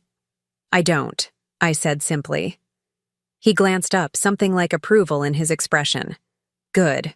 Trust is earned, not given, especially in business. He set the proposal aside. Your company has potential, Emma. More than I initially recognized. Horizon is revolutionizing digital accessibility. Our technology has applications far beyond what Bennett Technologies has explored. Yes, I see that now. William leaned back in his chair, studying me, with new eyes. Which makes me wonder why you'd consider any partnership with us at all, given our history. The question surprised me with its directness. Because despite everything, I believe in pragmatic solutions. Bennett Technologies has manufacturing capabilities and distribution networks that would take Horizon years to build independently. A strategic partnership benefits both companies. And Ryan? William asked. Where does he factor into this pragmatic equation? Ryan is my husband. That's separate from business. Is it? William raised an eyebrow. He's also a Bennett, heir to the company that's been his family's legacy for generations. A legacy you've been keeping him from, I pointed out. Ryan has brilliant ideas for modernizing Bennett Technologies, but you've marginalized him at every turn. William's expression clouded. Ryan lacks the necessary ruthlessness, I finished for him. The willingness to destroy competitors, rather than outperform them. You're right. That's not who he is. This industry doesn't reward softness. No, it rewards innovation. Something Bennett Technologies has been increasingly lacking under your leadership. The words landed like a slap. William's eyes narrowed, but before he could respond, Ryan returned to the terrace. Everything okay out here? He asked, sensing the tension. Your wife and I were having a frank discussion about leadership styles, William replied, his tone controlled but clipped. Ryan reclaimed his seat beside me. Emma has some strong opinions on the subject, most of which I share. William's gaze shifted between us, reassessing. Yes, I'm beginning to see that. Diane returned to announce dinner was ready, guiding us to the formal dining room where the chef had prepared an elaborate meal. As we were seated, William at the head of the table, Diane at the foot, Ryan and I across from each other along the sides, I couldn't help but note the symbolic positioning. Even here, in a supposed peace negotiation, William maintained his position of power. Conversation during the first course remained superficial. Comments about the food, the weather, safe topics that avoided the underlying tensions. It wasn't until the main course was served that William steered the discussion back to business. "I've reviewed your proposal," he said, addressing me directly. "It has merit, but requires adjustment. Bennett Technologies needs greater equity in the arrangement." "The equity split reflects the relative contributions of each company," I replied. "Horizon's technology is the innovative driver in this partnership." "Innovation without scale is merely invention," William countered. "Bennett Technologies provides the infrastructure to transform your software from promising to dominant." Ryan set down his fork. "Dad, Horizon doesn't need Bennett Technologies to succeed. They've already proven that. This partnership should be viewed as mutually beneficial, not as Bennett Technologies doing Horizon a favor." William's eyes narrowed at his son's intervention. "You seem to have forgotten which company has sustained our family for generations." "I haven't forgotten anything," Ryan replied evenly, "including how Bennett Technologies became dominant in the first place by acquiring or destroying smaller competitors with promising technology." The accusation hung heavy in the air. Diane looked down at her plate, uncomfortable with the confrontation. William's jaw tightened, but he maintained his composure. "Business isn't for the faint of heart," he said finally. "The strategies that built Bennett Technologies may seem aggressive by today's standards, but they were effective." "We're being the operative word," I interjected. "Those tactics won't work in today's market, and they certainly won't work against Horizon." William studied me, something shifting in his expression. "You're very confident for someone facing a company with Bennett's resources." "I'm confident because I know exactly what Horizon has to offer, and what we're prepared to do if this partnership doesn't materialize." I met his gaze steadily. "We have Rivera's investment commitment. We have the DoD contract. And as of this morning, we have documentation of every questionable business practice Bennett Technologies has employed over the past decade, courtesy of Marcus Wong." William's hand tightened around his wine glass. "Marcus has been dealt with." A chill ran through me. "What does that mean?" "It means he's no longer employed by Bennett Technologies." William's tone was dismissive. "Breach of confidentiality has consequences." "As does corporate sabotage," Ryan countered, his voice hardening. "Everything Marcus provided is backed up, duplicated, and held in secure locations. If anything happens to him, or if you pursue any further action against Horizon or Emma's family, those documents go public." Diane let out a small gasp. "Ryan, surely you wouldn't—" "I would," he said firmly. "This ends now, Dad. Either we find a way forward that respects both companies, or we become very public adversaries. Your choice." The silence that followed was electric with tension. William set down his utensils, studied his son with new eyes, then turned his attention to me. "I've underestimated both of you," he said finally.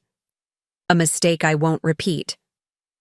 "Then let's discuss a partnership that actually works," I suggested, steering the conversation back to constructive ground. "One where Bennett Technologies provides manufacturing and distribution, while Horizon maintains control of our technology development and accessibility mission." "With shared revenue on jointly developed products," Ryan added. William considered this. "And management structure?"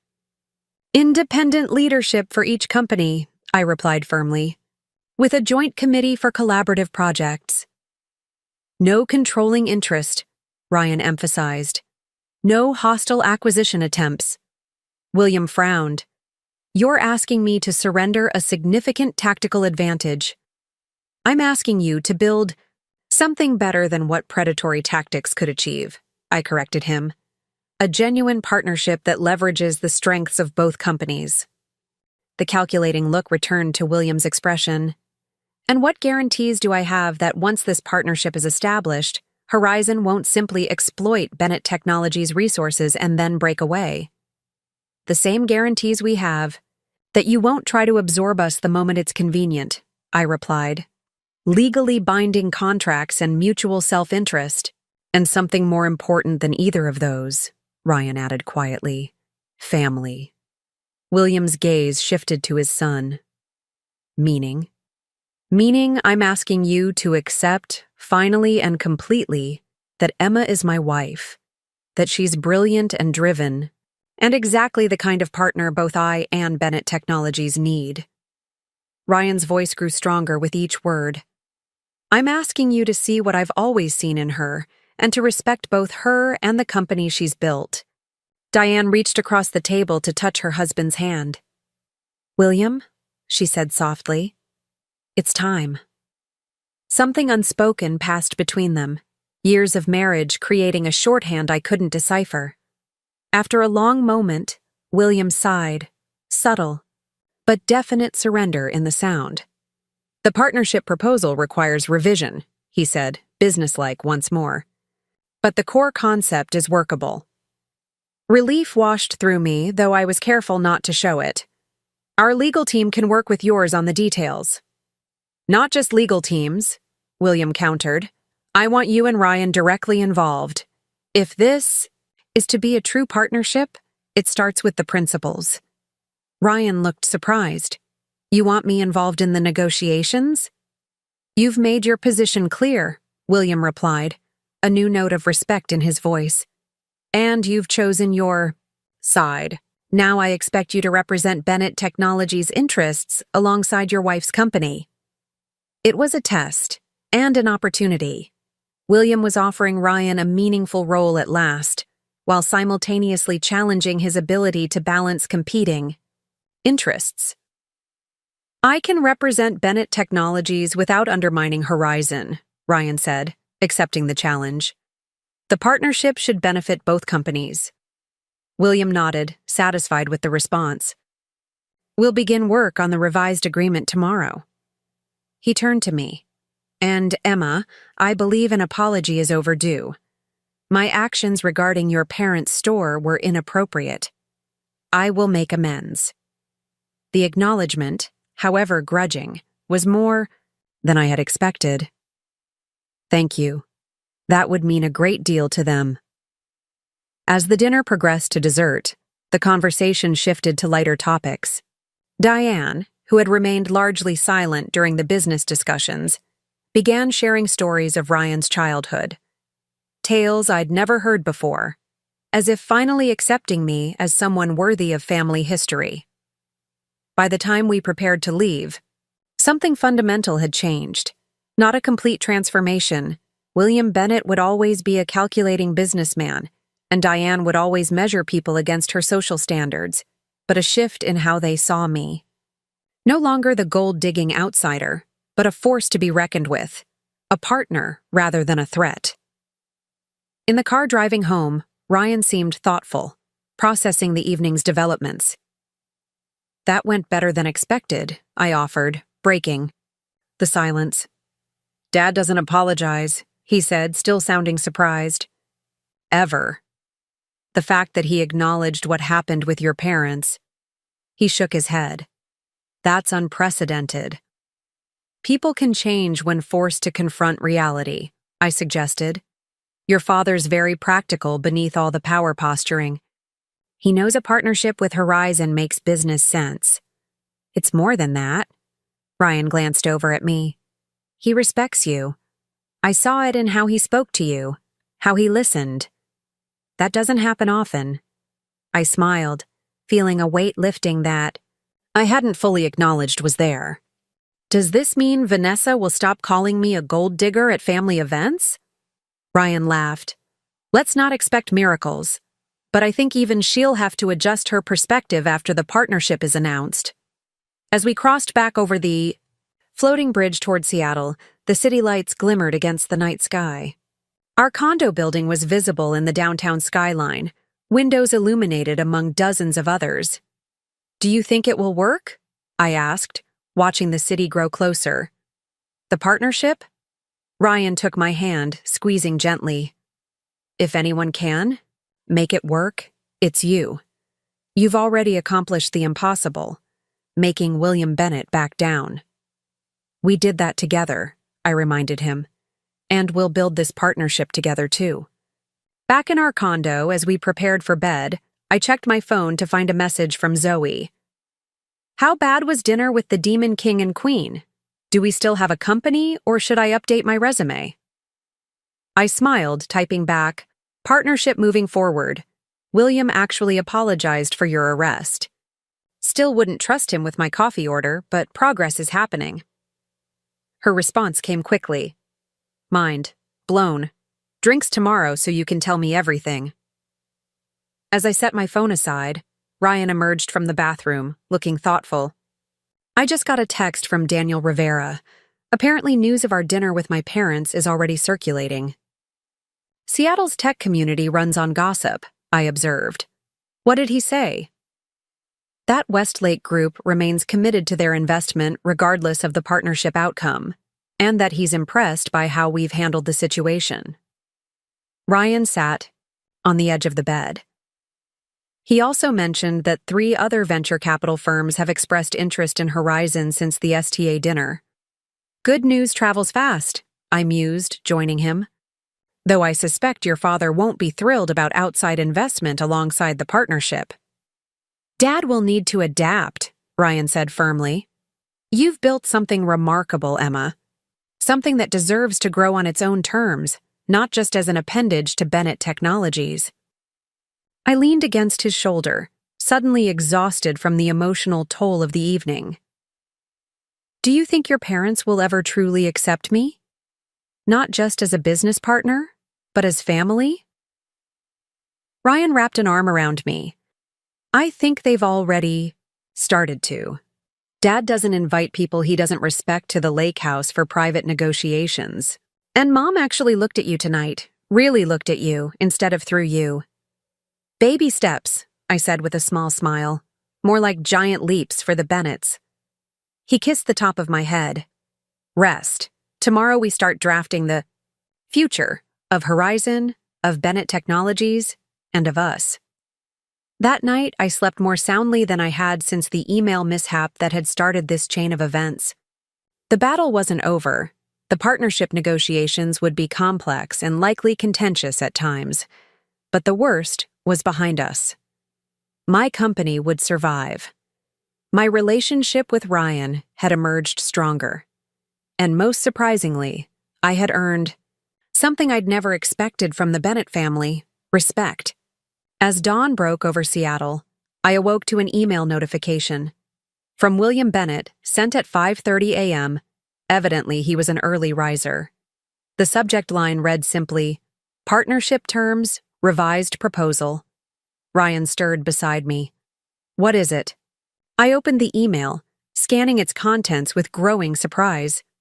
Your father has countered our proposal, but instead of demanding more control, he's suggesting a third entity, a joint venture specifically focused on accessibility technology for government and education sectors. Ryan sat up, fully awake now. Let me see.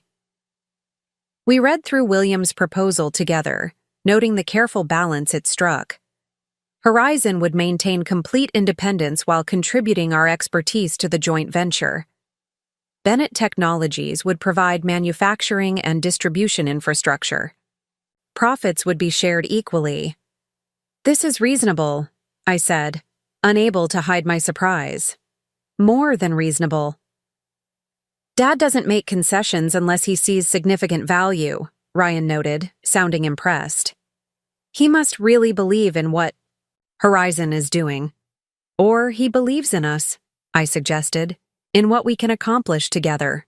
Ryan smiled, wrapping an arm around my shoulders as we continued to review the proposal. I think you might be right. Later that morning, as I prepared for a day of meetings to discuss the partnership, my phone rang with an unexpected caller, Diane Bennett. Emma, dear, she said when I answered, her tone warmer than I'd ever heard it. I was hoping we might have lunch next week. There are some charity board positions opening up that I think would benefit from your perspective. And, she added, her voice softening further, I'd like to know more about your parents. Perhaps we could arrange to visit their new store sometime. The overture was clear, not quite an apology, but an olive branch, a recognition that I was indeed family. I'd like that, Diane, I replied, surprising myself with the sincerity in my voice. Thank you. After we hung up, I stood by the window of our condo, looking out at the Seattle skyline, the city that had become my home, where I'd built my company and my life with Ryan. The city where, just days ago, I'd been fighting for professional survival against my in-laws' attacks. Now, somehow, we were moving toward partnership, toward family. My phone buzzed with a text from Ryan, who had left early for a meeting at Bennett Technologies. Dad just introduced me to the executive team as the future of this company. Pretty. Sure hell just froze over. I smiled, typing back, The Bennett family is full of surprises lately. His response came quickly. Good surprises, finally. Love you. See you at the partnership meeting this afternoon. As I gathered my things and prepared to leave for Horizon's offices, I thought about the email that had started it all. The accidental sharing of my financial records that had exposed the truth about my success, my independence, my worth. Sometimes, I reflected, mistakes turn out to be the best things that could happen to us. This one had forced confrontations long overdue, had revealed truths that needed to be acknowledged, had transformed perceptions that had been poisoning, relationships for years. The gold digger narrative was dead. In its place was something far more powerful: recognition, respect, the beginnings of true family bonds. And as I stepped into the elevator, portfolio in hand and confidence in my stride, I knew that whatever challenges the partnership negotiations might bring, the hardest battle had already been won. Not just for Horizon Solutions, but for me personally. I was no longer the outsider fighting for acceptance. I was Emma Chen, successful tech entrepreneur and equal partner in the future of the Bennett family legacy. The gold digger accusations had backfired spectacularly, and I couldn't wait to see what came next.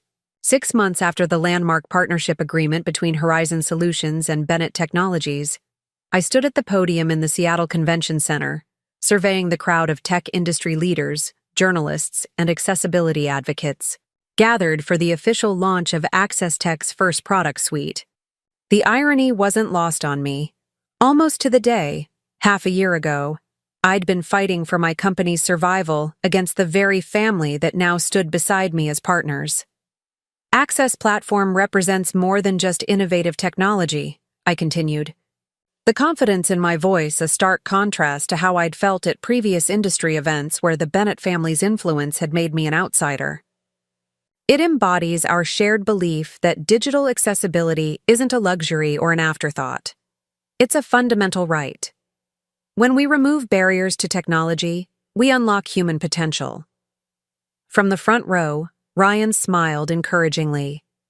Beside him sat William Bennett, his expression thoughtful rather than calculating, a subtle but significant shift I'd observed over the months of working together.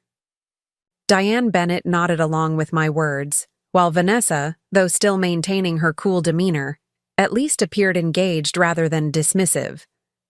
I'd like to invite my partner in this venture, Ryan Bennett, to share more about how our companies are implementing these solutions internally. I stepped back from the microphone, squeezing Ryan's shoulder as we exchanged places. Thank you, Emma, he began, his voice carrying confidently through the hall. When we talk about accessibility at Access Tech, we're not just selling software, we're transforming corporate culture from the inside out. Bennett Technologies has implemented these tools across all our divisions, and the results have been enlightening. As Ryan detailed the internal changes at his family's company, I found myself reflecting on the journey that had brought us here.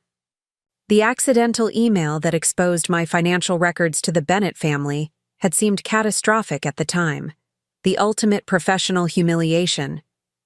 Yet, without that catalyst, Would we have reached this point of genuine collaboration? Would the Bennetts have ever recognized my value beyond their gold digger assumptions? Would Ryan have found the courage to challenge his family's legacy of corporate aggression?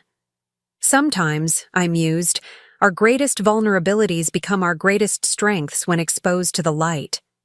The presentation concluded to enthusiastic applause, followed by a demonstration area where attendees could experience our accessibility tools firsthand.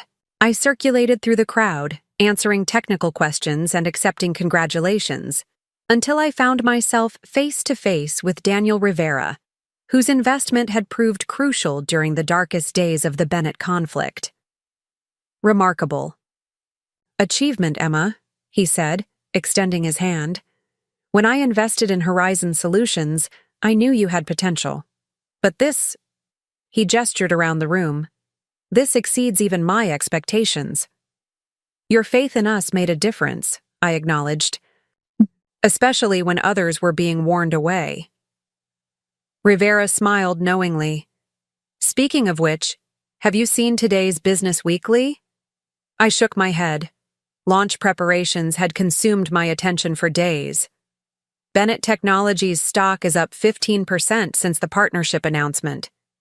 William is being hailed as a visionary for embracing accessibility technology.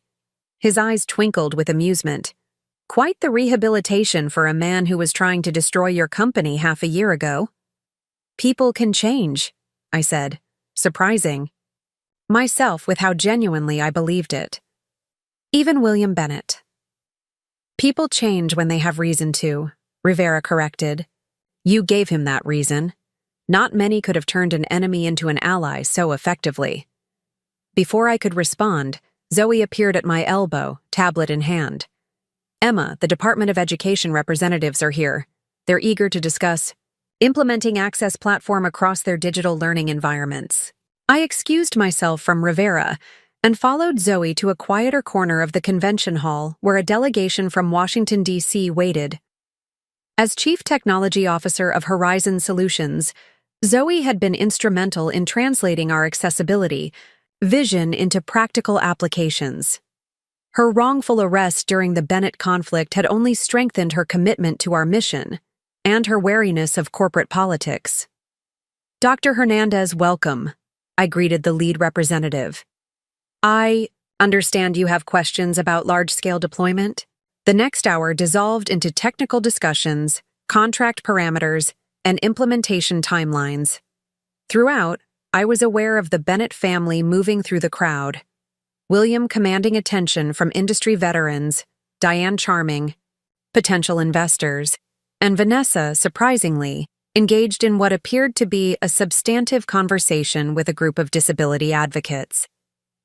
By late afternoon, as the event wound down, exhaustion began to set in. I found a quiet moment to slip away to the green room, kicking off my heels and sinking into a chair. The door opened softly, and Ryan entered, loosening his tie. There, you are, he said, dropping into the chair beside me. Hiding from your adoring public? I smiled, leaning my head against his shoulder. Just recharging. It's been intense. In a good way, though. He took my hand, examining the jade ring that had replaced my original diamond engagement ring, a gift from my grandmother that I'd reclaimed from safe storage once I no longer felt pressured to display Bennett-appropriate jewelry. You were amazing out there today. So were you, I said. Your father actually looked proud when you were speaking. Ryan's expression turned reflective. He was proud, told me so directly, which might be a first. He hesitated. He's different since all this began, Emma. The partnership, the focus on accessibility, reconnecting with the innovative side of the business. It's like watching someone remember who they used to be before power became their only goal. People can surprise you, I agreed, thinking of my own evolving relationships with the Bennett family. Though Vanessa still looks at me like she's calculating how much my outfit cost compared to hers. Baby steps, Ryan laughed. At least she's calling you by your name now instead of Ryan's wife, or that app girl. A knock at the door interrupted our moment of peace. William Bennett entered, his commanding presence filling the small room despite his attempt at casual posture. "There you are," he said, echoing his son's earlier words. "The Education Secretary is calling personally to discuss nationwide implementation. I took the liberty of setting up a conference call for tomorrow morning." 6 months ago, I would have interpreted this as an overstep, an attempt to control negotiations. Now I recognized it for what it was, William's way of contributing value. His connections and influence were assets to our partnership when not wielded as weapons. "Thank you," I said sincerely. "That could accelerate our rollout significantly." William nodded, satisfaction evident in his expression. The market response exceeds projections.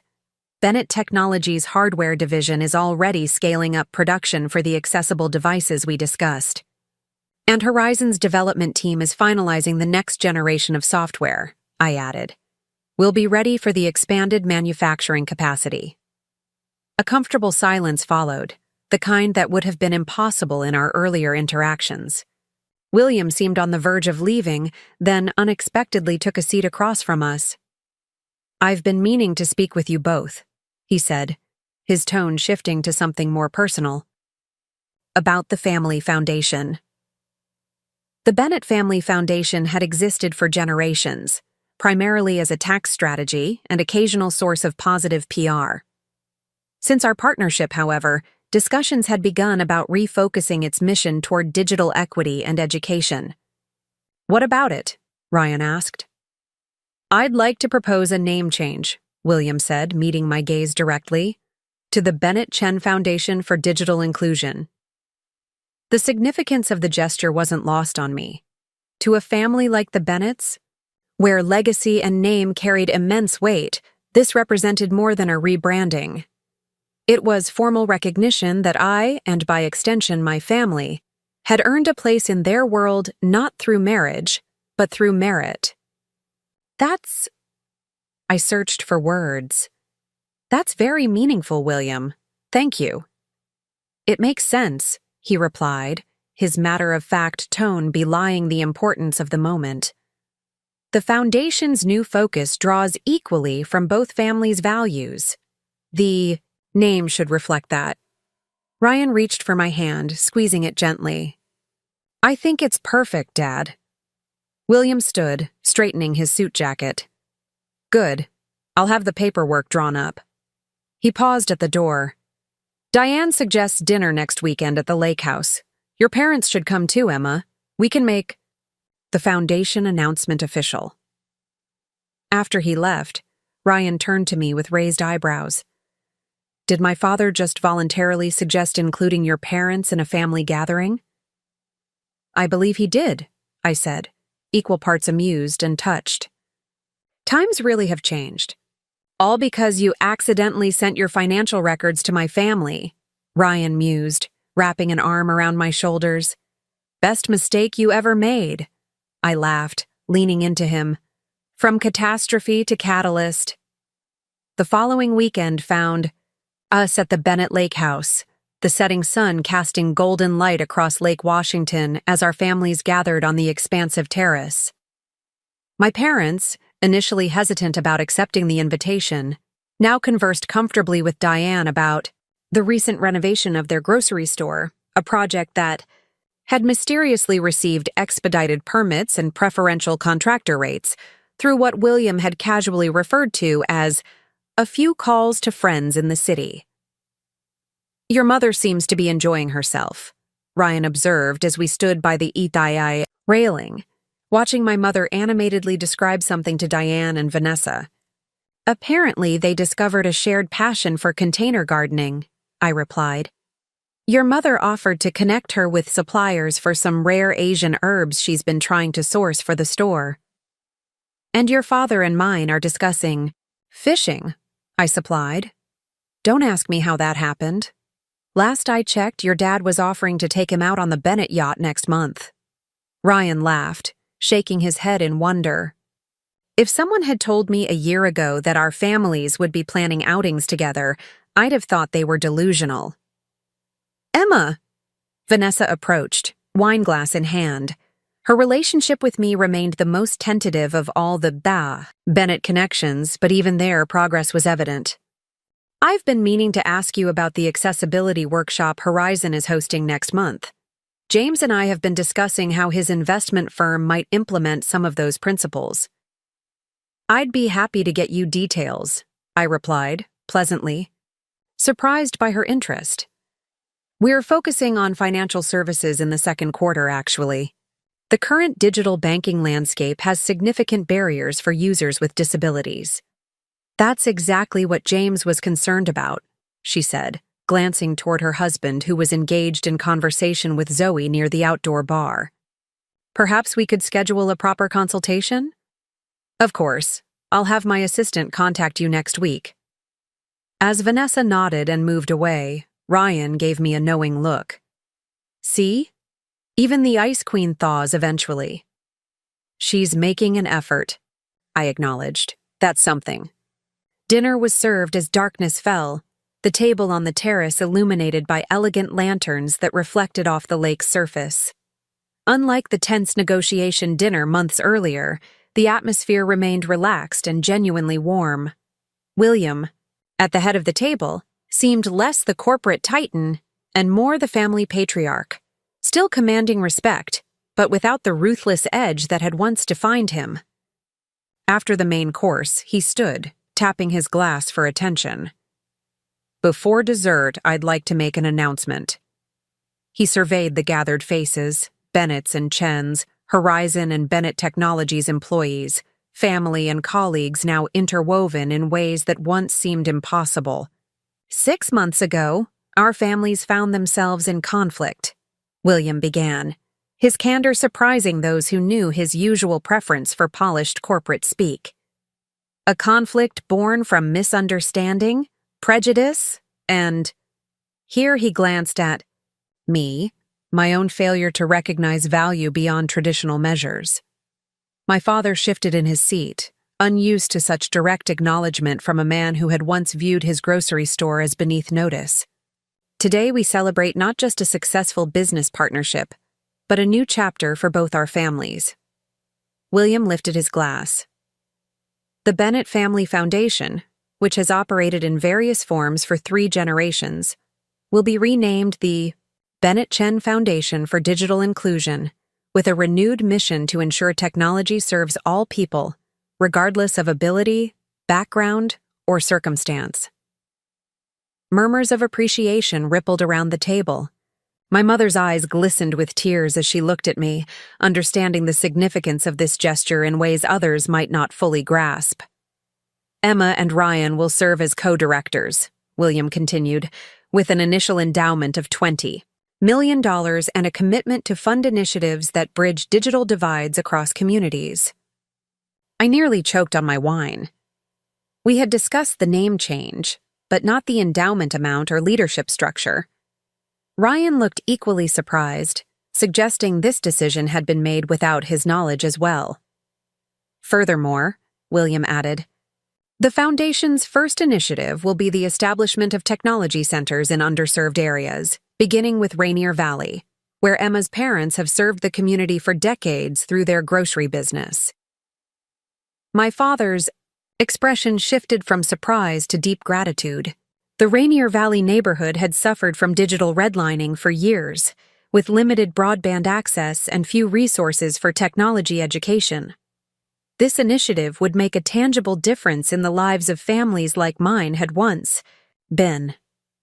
To the Bennett Chen Foundation, William concluded, raising his glass higher, and to the power of recognizing worth in unexpected places. As glasses clinked around the table, I caught my mother's eye.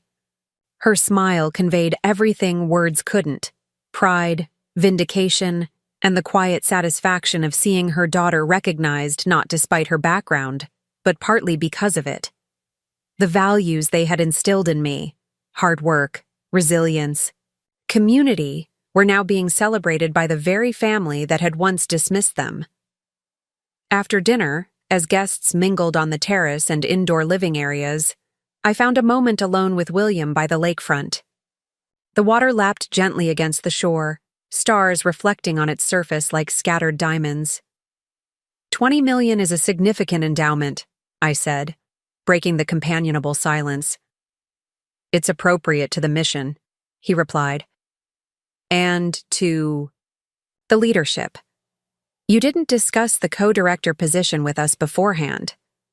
William turned slightly, his profile illuminated by the distant lights of the house. Would you have declined? No, I admitted. But it's a substantial responsibility. Alongside running Horizon and the Access Tech partnership, you've proven yourself capable of handling substantial responsibilities, he said, his tone matter-of-fact, yet carrying an undercurrent of respect that still surprised me whenever I heard it. Both of you have. I studied him, this complex man who had evolved from adversary to ally in ways I never could have anticipated. This foundation means a lot to you, doesn't it? Beyond the business benefits or public relations value. William was silent for a long moment, gazing out at the dark water. My father built Bennett Technologies from nothing, he finally said. He had a vision of technology improving lives. Somewhere along the way, that vision became secondary to market share, to crushing competition, to power for its own sake. He sighed, a rare display of vulnerability. You reminded me of what we were supposed to be building all along. The admission touched me more deeply than I expected. The Rainier Valley Initiative, that wasn't just for show, was it? No. He turned to face me fully. Consider it partial amends for what happened to your parents' store. Some wrongs can't be undone, but perhaps they can be balanced by right actions going forward. Thank you, I said simply, knowing he would understand all that those two words encompassed. We rejoined the gathering as dessert was being served. Ryan found me immediately, his expression a mix of amazement and amusement. Did my father just make you co-director of a $20 million foundation without warning either of us? He whispered. Apparently, I replied, accepting the coffee Diane offered as she passed. Some habits die hard. He still likes to make unilateral decisions. At least this one is positive, Ryan conceded, and well-deserved. As the evening progressed, I found myself in conversation with James, Vanessa's husband, who had remained somewhat peripheral during the earlier conflicts. His background in investment banking had initially made him seem aligned with the Bennett family's traditional values, but tonight he spoke passionately about accessible financial services. The potential market is vastly underserved, he explained, his banker's pragmatism warming with genuine enthusiasm. Beyond the ethical imperatives, there's a solid business case for financial accessibility. These aren't charity cases. They're untapped customer segments. That's exactly the message we're trying to convey with Access Tech, I agreed. Accessibility benefits everyone, including the bottom line. Vanessa mentioned your upcoming workshop, he continued. I'd like to send several members of our development team, if that's possible. Of course, I assured him. We'd welcome their participation. Across the room, I noticed my father deep in conversation with William, both men gesturing animatedly about something. My mother, meanwhile, was showing photos on her phone to Diane and Vanessa, likely pictures of the store's renovation or perhaps family photos from my childhood. The scene struck me with its normalcy. Two families connected through marriage, sharing stories and building relationships. What made it extraordinary was how impossible such a gathering would have seemed just months earlier, when the very mention of the Bennett name had filled me with dread and resentment. Later, as the evening wound down and guests began to depart, Zoe pulled me aside near the entrance. If anyone had told me 6 months ago that I'd be having a civilized conversation with the family that had me wrongfully arrested, I'd have questioned their sanity, she said, keeping her voice low. Yet here we are, and I just spent 20 minutes discussing adaptive technology with William Bennett himself. Life takes unexpected turns, I agreed. That's one way of putting it. Zoe glanced toward William, who was saying goodbye to my parents with surprising warmth. Just keep your eyes open, Emma. People change, but rarely completely. Her caution was understandable given her experience, but I found myself less guarded than I might have expected. I don't think William will ever be warm and fuzzy, I acknowledged. But I do believe he's sincere about the partnership and the foundation. Sometimes people just need their perspective shifted. And sometimes they need their entire worldview shattered, Zoe added with a smile. Like when they discover the woman they've been calling a gold digger is actually worth more than their son. I laughed, the memory of that email mishap now more amusing than mortifying. Financial records, the great equalizer.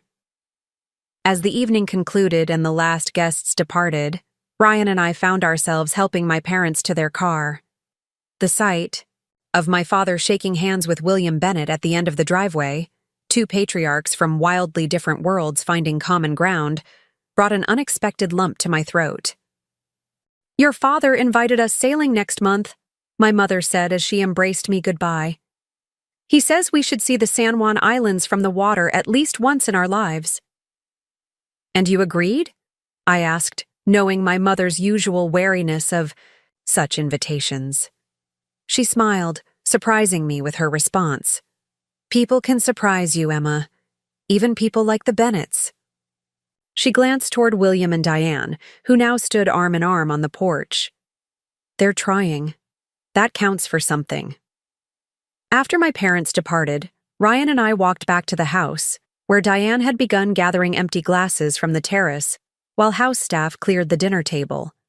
"Stay the night," she suggested, her invitation spontaneous rather than the carefully planned social machination I'd grown accustomed to from her.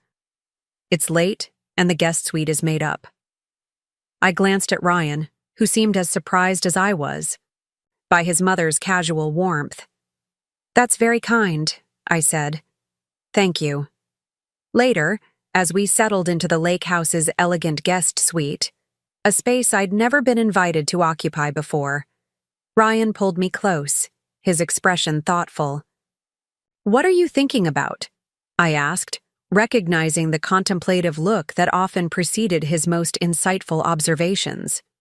"About the foundation announcement," he replied, "and what it really means coming from my father." "It's a significant gesture," I agreed. "It's more than that." Ryan's voice grew soft. "For the Bennetts, the family name isn't just a label, it's identity, legacy, power. Adding Chen to the foundation name isn't just acknowledgement, Emma, it's integration. It means you, your family, your values, your heritage, are now part of what defines us going forward." The weight of his words settled around me, and I realized he was right. This wasn't merely corporate rebranding or philanthropic strategy. For a family like the Bennetts, this was transformation at the deepest level. "From gold digger to foundation co-director," I mused. Quite the plot twist. Ryan laughed softly, kissing my forehead. The best kind of plot twist, the one where truth prevails over prejudice. Morning came with gentle sunshine streaming through the lake house windows. I woke early, slipping from bed without disturbing Ryan, and made my way to the kitchen for coffee. To my surprise, I found William already there, dressed casually in a sweater and slacks, reading financial news on a tablet. "Emma?" he acknowledged, seeming unfazed by my appearance in his domain. "Coffee's fresh. Help yourself." I poured a cup, wondering briefly if there had ever been a time I'd have felt comfortable in such casual morning interaction with my father-in-law. Probably not, until now. "The market's responding well to the Access Tech launch," William observed, sliding his tablet toward me to show the business headlines. "Stock's up another 3 points this morning." "That's encouraging," I said, taking a seat across from him at the kitchen island. The education sector interest exceeded our projections. William nodded, a hint of pride visible beneath his usual composed exterior. "Your vision for the application was sound. Bennett Technologies' hardware capabilities gave it the necessary scale. Together, We've created something neither could have achieved alone. The simple acknowledgement that our partnership was genuinely synergistic rather than merely tactical filled me with quiet satisfaction. This was what I'd hoped for when agreeing to the partnership: true collaboration that honored both companies' strengths. The Bennett Chen Foundation will amplify that impact, I said, taking a sip of coffee, making the technology available in communities that would otherwise be left behind. My father would have approved, William said unexpectedly. He believed technology should serve people, not the other way around, before shareholders and quarterly reports complicated everything. It was the most personal glimpse he'd ever offered into his family's history, into the values that had shaped Bennett Technologies before corporate growth became its driving force. What was he like? I asked. Your father? William seemed surprised by the question, but after a moment of consideration, he answered, brilliant, demanding, but principled in ways I sometimes forgot to be. He met my gaze directly. He would have recognized your worth immediately without needing a financial statement to prove it. The admission, part apology, part reflection, hung between us, more meaningful than any formal statement could have been. I'd like to think he'd be pleased with where we've arrived, I offered, even if the path was unconventional. A rare smile crossed William's face. Indeed he would. Ryan appeared in the doorway, hair slightly rumpled from sleep, surprise evident in his expression at finding us engaged in comfortable conversation. Morning, he said, moving to pour himself coffee. What did I miss? Just discussing your grandfather, William replied, and how perspectives change over time. Ryan raised an eyebrow, clearly sensing he'd missed a significant exchange. Speaking of change, I had an idea about the Foundation's Rainier Valley Initiative. What if we incorporated Emma's parents' store as a community hub? Add a technology center right there, where it's already a neighborhood gathering place? The suggestion caught me by surprise, not because it wasn't logical, but because it represented such perfect synthesis of our family's worlds. The grocery store that the Bennetts had once viewed as embarrassingly humble would become part of their foundation's flagship initiative. That's an excellent idea, William said without hesitation. Community-based, leveraging existing relationships, practical implementation. As Ryan elaborated on his vision and William engaged with genuine interest, I watched them with a sense of wonder. These moments of authentic connection and shared purpose had seemed impossible when I'd first encountered the Bennett family's dismissive attitudes. Yet here we were, planning a future that honored both families' values and strengths. Later that morning, as we prepared to leave the lake house, Diane joined us in the driveway. She handed me a small gift bag with the Bennett family crest embossed on its side. A small token, she said, her usual formality softened with what appeared to be genuine warmth. For the new foundation director. Inside the bag, I found an elegant leather-bound planner with my initials, ECB, embossed in gold on the cover. Thank you, I said, touched by the personalized gift. It's beautiful. I thought you might need it, with all the new responsibilities, Diane replied. Then, surprising me further, she added, your mother mentioned you've always been meticulously organized, even as a child. Said you used to help categorize inventory at the grocery store when you were just 7 years old.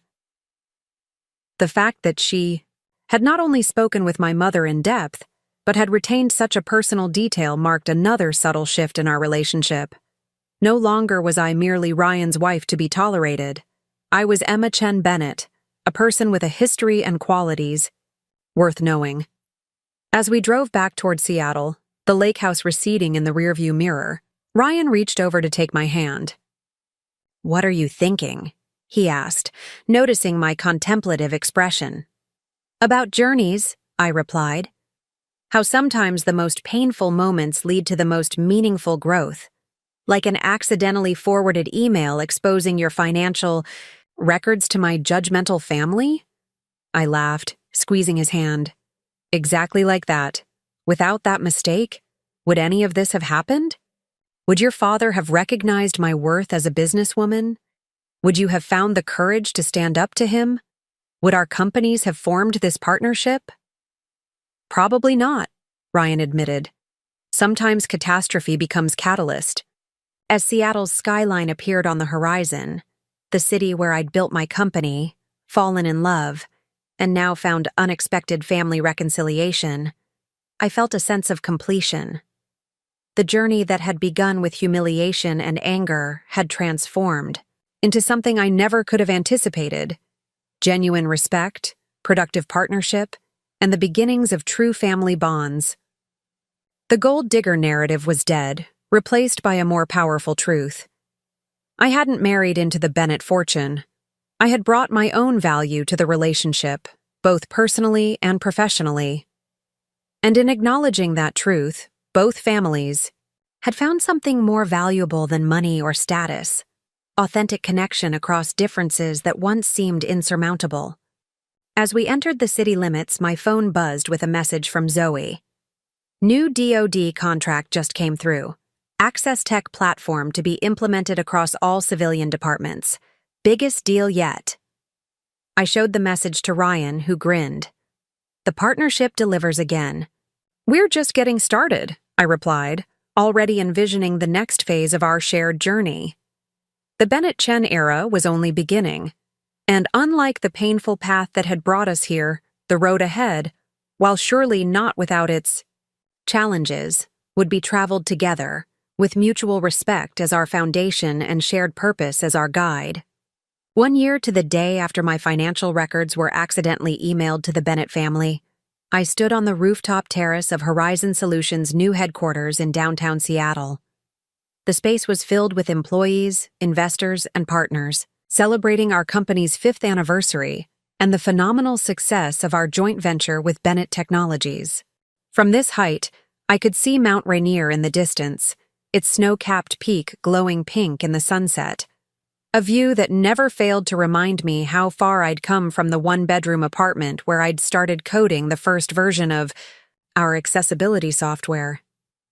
"Penny for your thoughts," Ryan said, appearing beside me with 2 champagne flutes. He handed me one, following my gaze to the mountain. "Just reflecting on the journey," I replied, accepting the glass. 1 year ago today, I was having a panic attack because I'd accidentally sent all my financial information to your family.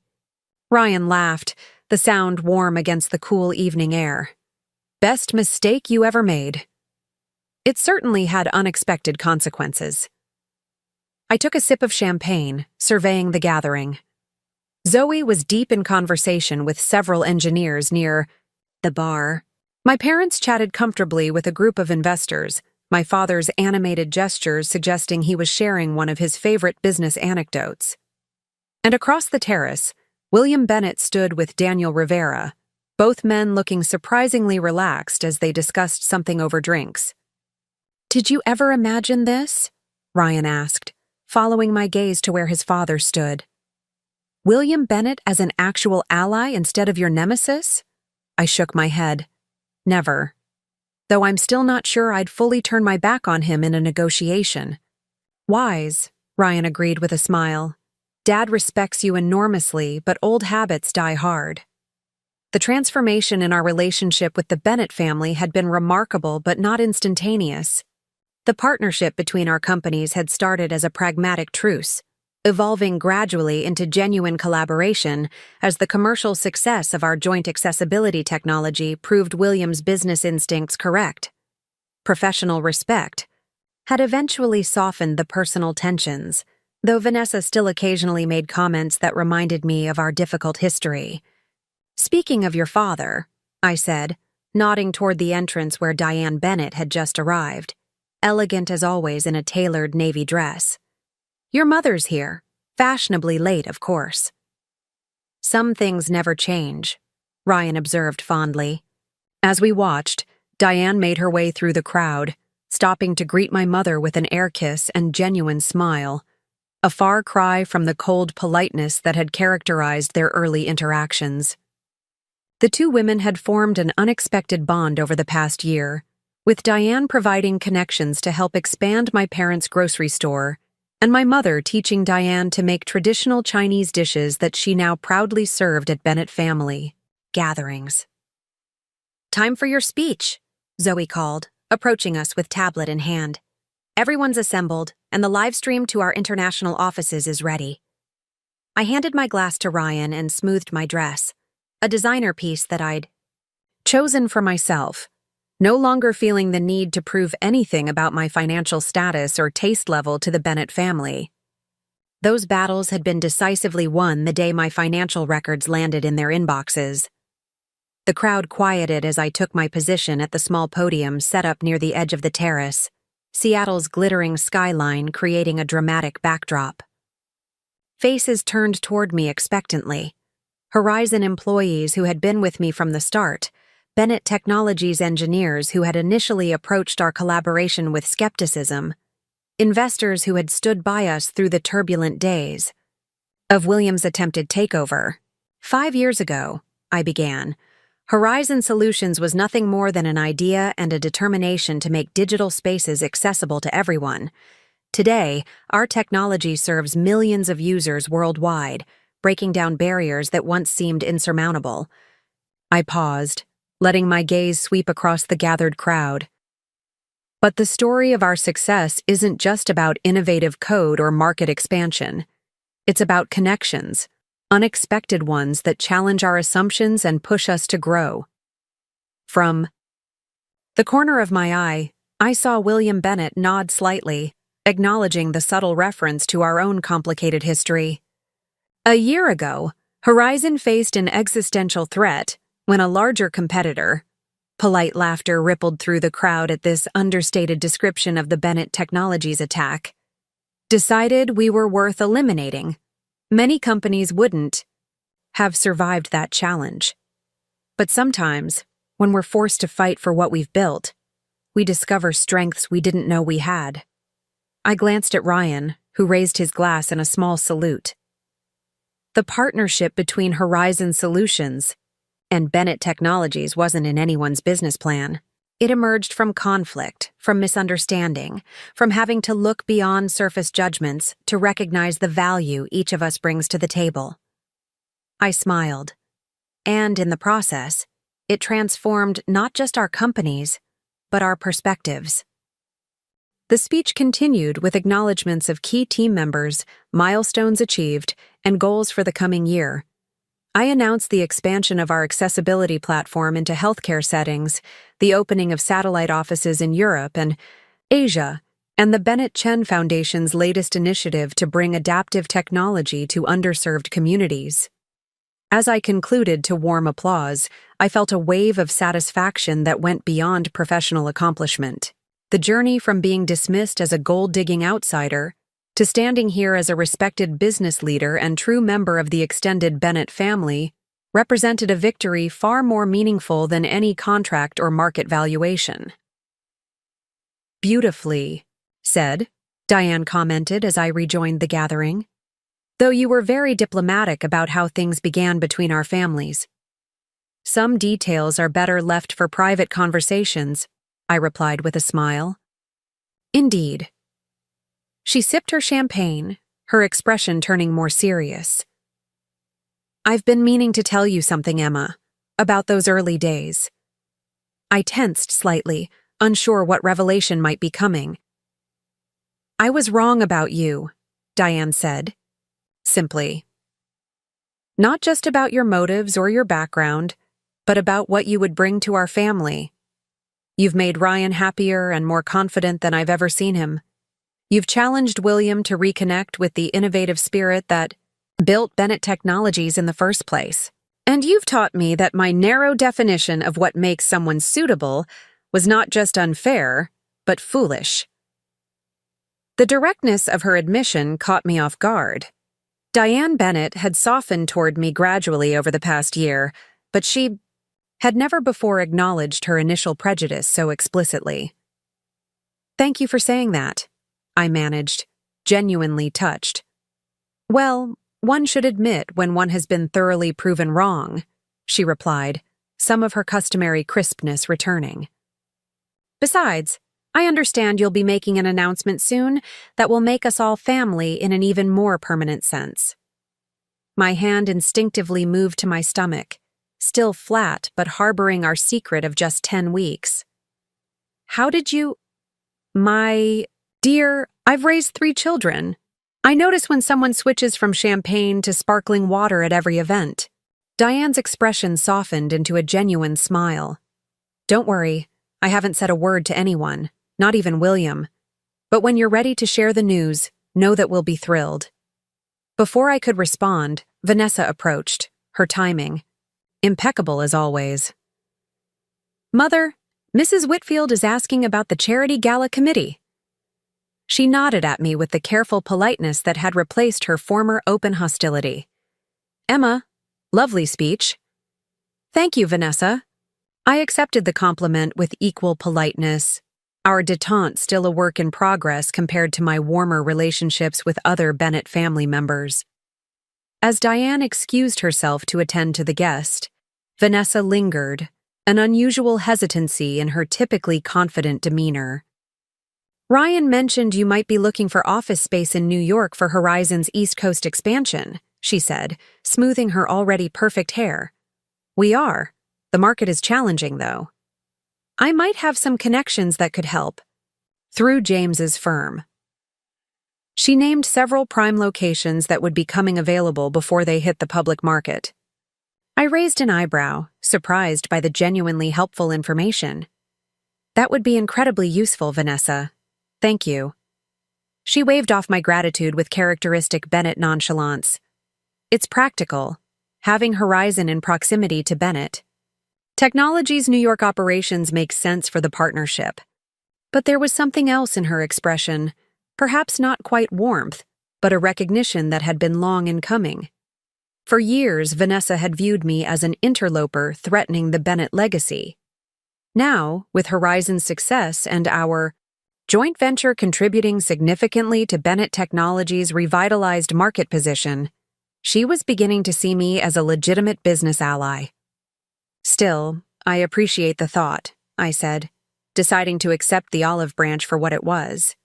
She nodded, then hesitated again before adding, The Bennett Children's Fund Board is looking for new directors. With your experience in accessibility, technology for education, you might have valuable perspective to offer. The invitation, for it was clearly that, despite the indirect phrasing, represented a significant shift. The Children's Fund was Vanessa's personal project, the center of her philanthropic identity. Inviting me to join its leadership was as close to a personal acceptance as I was likely to get from her. I'd be honored to consider it, I replied, matching her tone of careful neutrality while acknowledging the significance of the gesture. Our conversation was interrupted by my father appearing at my elbow, his face flushed with excitement.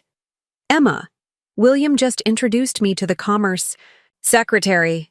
He's interested in our store's community program for teaching digital skills to seniors. The pride in his voice warmed me. My father, who had once been devastated when his grocery store faced mysterious code violations right after my engagement to Ryan, was now finding his own place in the expanded Bennett-Chen orbit.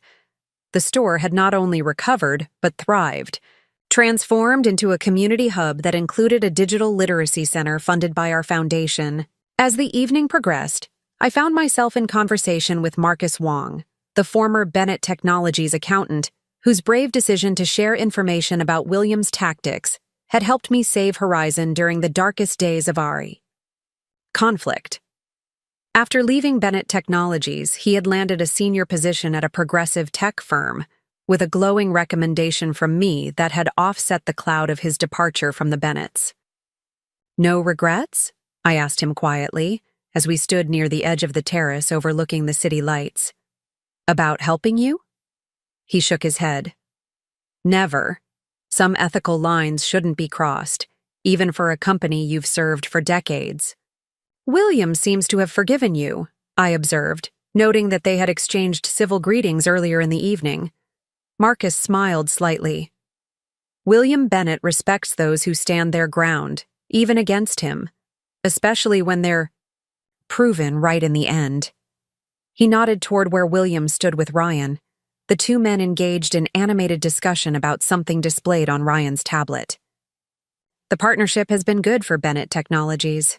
Better than the takeover would have been. And better for Horizon than fighting a legal battle we might not have survived, I acknowledged. The best solutions often emerge from the worst. Conflicts, Marcus observed, when we're forced to see beyond our initial assumptions. As the celebration continued into the evening, I found myself drawn back to the edge of the terrace, gazing out at the city that had become my home. Seattle had embraced me, the daughter of Chinese immigrant grocers with big tech dreams, and allowed me to build something meaningful. Even the Bennett family, with all their old money prejudices and corporate ruthlessness, had eventually recognized the value I brought to the table. Ryan joined me at the railing, wrapping an arm around my waist. "My mother knows, doesn't she?" he murmured close to my ear. "About the baby?"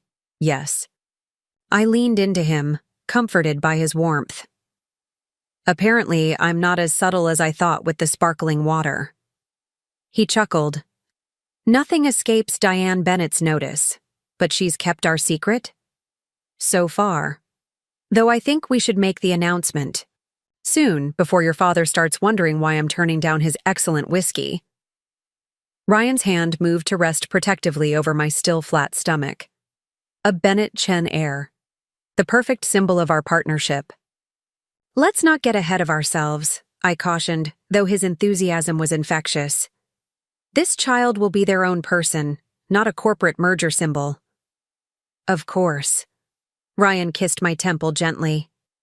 "But you have to admit, there's a certain poetic justice in it. The family that once called you a gold digger will now have a grandchild who carries both our family's legacies." I smiled, acknowledging the irony. Life takes unexpected turns. "The best kind," he agreed. As the party began to wind down, William Bennett approached us, his customary commanding presence slightly softened by the successful evening. "Emma," he began without preamble, "the secretary was impressed with your accessibility initiative. He's suggested Horizon Solutions lead a federal task force on digital equity standards." "That's a significant opportunity," I replied, matching his business-focused tone while noting this was his way of offering congratulations. "We'd need to coordinate with Bennett Technologies on the hardware implications. Naturally, I've already directed our development team to begin preliminary work." William's expression shifted to something less corporate, more personal. "Your parents mentioned they're expanding the grocery store's community space." "Yes, the digital literacy program has been more successful than we anticipated. They need more room for classes." William nodded thoughtfully. "The Bennett Chen Foundation should consider making it a flagship initiative, a model for similar programs in other communities." The suggestion, linking our family's names to a project centered around my parents' humble grocery store, would have been unimaginable a year ago. It represented not just business alignment, but a genuine integration of our family's values and priorities. "I think that's an excellent idea," I said, finding myself truly meaning it. As William excused himself to speak with other guests, Ryan squeezed my hand. A year ago, if someone had told you that William Bennett would be enthusiastically supporting your parents' grocery store initiatives, I'd have questioned their sanity, I finished with a laugh. Life really does take the most unexpected routes sometimes. The evening concluded with a final toast to Horizon's continued success and our expanding partnership with Bennett Technologies. As guests began to depart, I found myself drawn once more to the edge of the terrace, taking a moment alone to absorb everything the celebration represented. 1 year ago, I had been devastated by the accidental email that exposed my financial details to the judgmental Bennett family.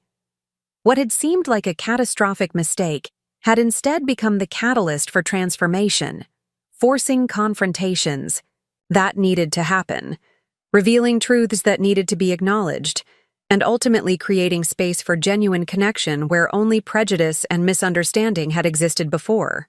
The gold digger narrative had been thoroughly demolished, replaced by something far more powerful. Mutual respect, built on genuine recognition of each other's worth. The path hadn't been smooth or easy. There had been confrontations, painful, revelations, moments when reconciliation seemed impossible. But we had persevered, finding a way forward that honored both families' strengths and values. As I rested my hand lightly over my stomach, feeling a profound connection to the new life growing within me, I sensed Ryan approaching from behind. "Ready to go home?" he asked softly, wrapping his arms around me.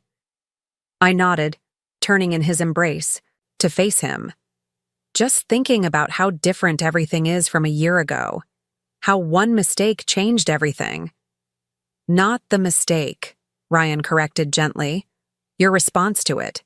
You could have retreated, apologized, tried to smooth things over as you had for years. Instead, you stood your ground. You demanded respect." "We both did," I reminded him. "You finally stopped trying to please everyone and took a stand. Best decision I ever made." He kissed me softly, besides proposing to you in the first place. As we made our way through the remaining guests, accepting final congratulations and goodbyes, I caught sight of my parents speaking with William and Diane near the entrance. The four of them, heads close together in animated conversation, represented a bridge between worlds I had once thought permanently separate. Not perfect, not without complications, but genuine. In the elevator descending from the rooftop, Ryan and I stood in comfortable silence, his arm around my shoulders. The past year had strengthened our relationship in ways neither of us could have predicted, forcing us to define ourselves, individually and as a couple, outside the shadow of the Bennett family expectations. "When should we tell everyone about the baby?" Ryan asked as the elevator doors opened to the parking garage. I considered the question as we walked to our car. "Next weekend? Your parents are hosting that lunch at the lake house. My parents will be there. It seems like the right setting." Ryan smiled, opening the passenger door for me. "The Bennett Chen heir, announced at the Bennett family lake house, with your parents in attendance. If that isn't a symbol of how far we've come, I don't know what is." As we drove through the Seattle night, the city lights reflecting off the water of Elliott Bay, I felt a deep sense of contentment. The journey hadn't been easy, but it had led to something genuine and valuable, in our business partnership, in our family relationships, and in our own marriage. The accidental email that had exposed my financial details to the Bennett family had been meant to humiliate me, to confirm their worst assumptions about my motives for marrying Ryan. Instead, it had revealed a truth they had refused to see, that I was a successful businesswoman in my own right, that I had never needed the Bennett fortune, that I had built something valuable through my own intelligence and determination. And in that revelation, something unexpected had happened. The Bennetts, prideful, judgmental, accustomed to power, had been forced to reconsider not just their perception of me, but their understanding of worth itself. What made someone valuable? What constituted success? What truly mattered in building a legacy? The answers they'd found had surprised all of us, opening doors to connection where walls had stood before. I rested my hand over my stomach again, thinking of the child who would carry both our family's DNA, our histories, our values. Not a corporate merger symbol, as I'd cautioned Ryan, but nonetheless a living embodiment of what could be created when people moved beyond prejudice to see each other's true worth. "What are you thinking about?" Ryan asked, glancing over as we stopped at a traffic light. "The future," I replied, "and how differently I see it now compared to a year ago." He reached for my hand, squeezing it gently. "Better? Richer," I said after a moment's reflection. "More connected. Less about proving myself and more about building something meaningful. Together." The light turned green, and we moved forward into the Seattle night, leaving behind the celebration of what we'd already accomplished and heading toward all that was yet to come.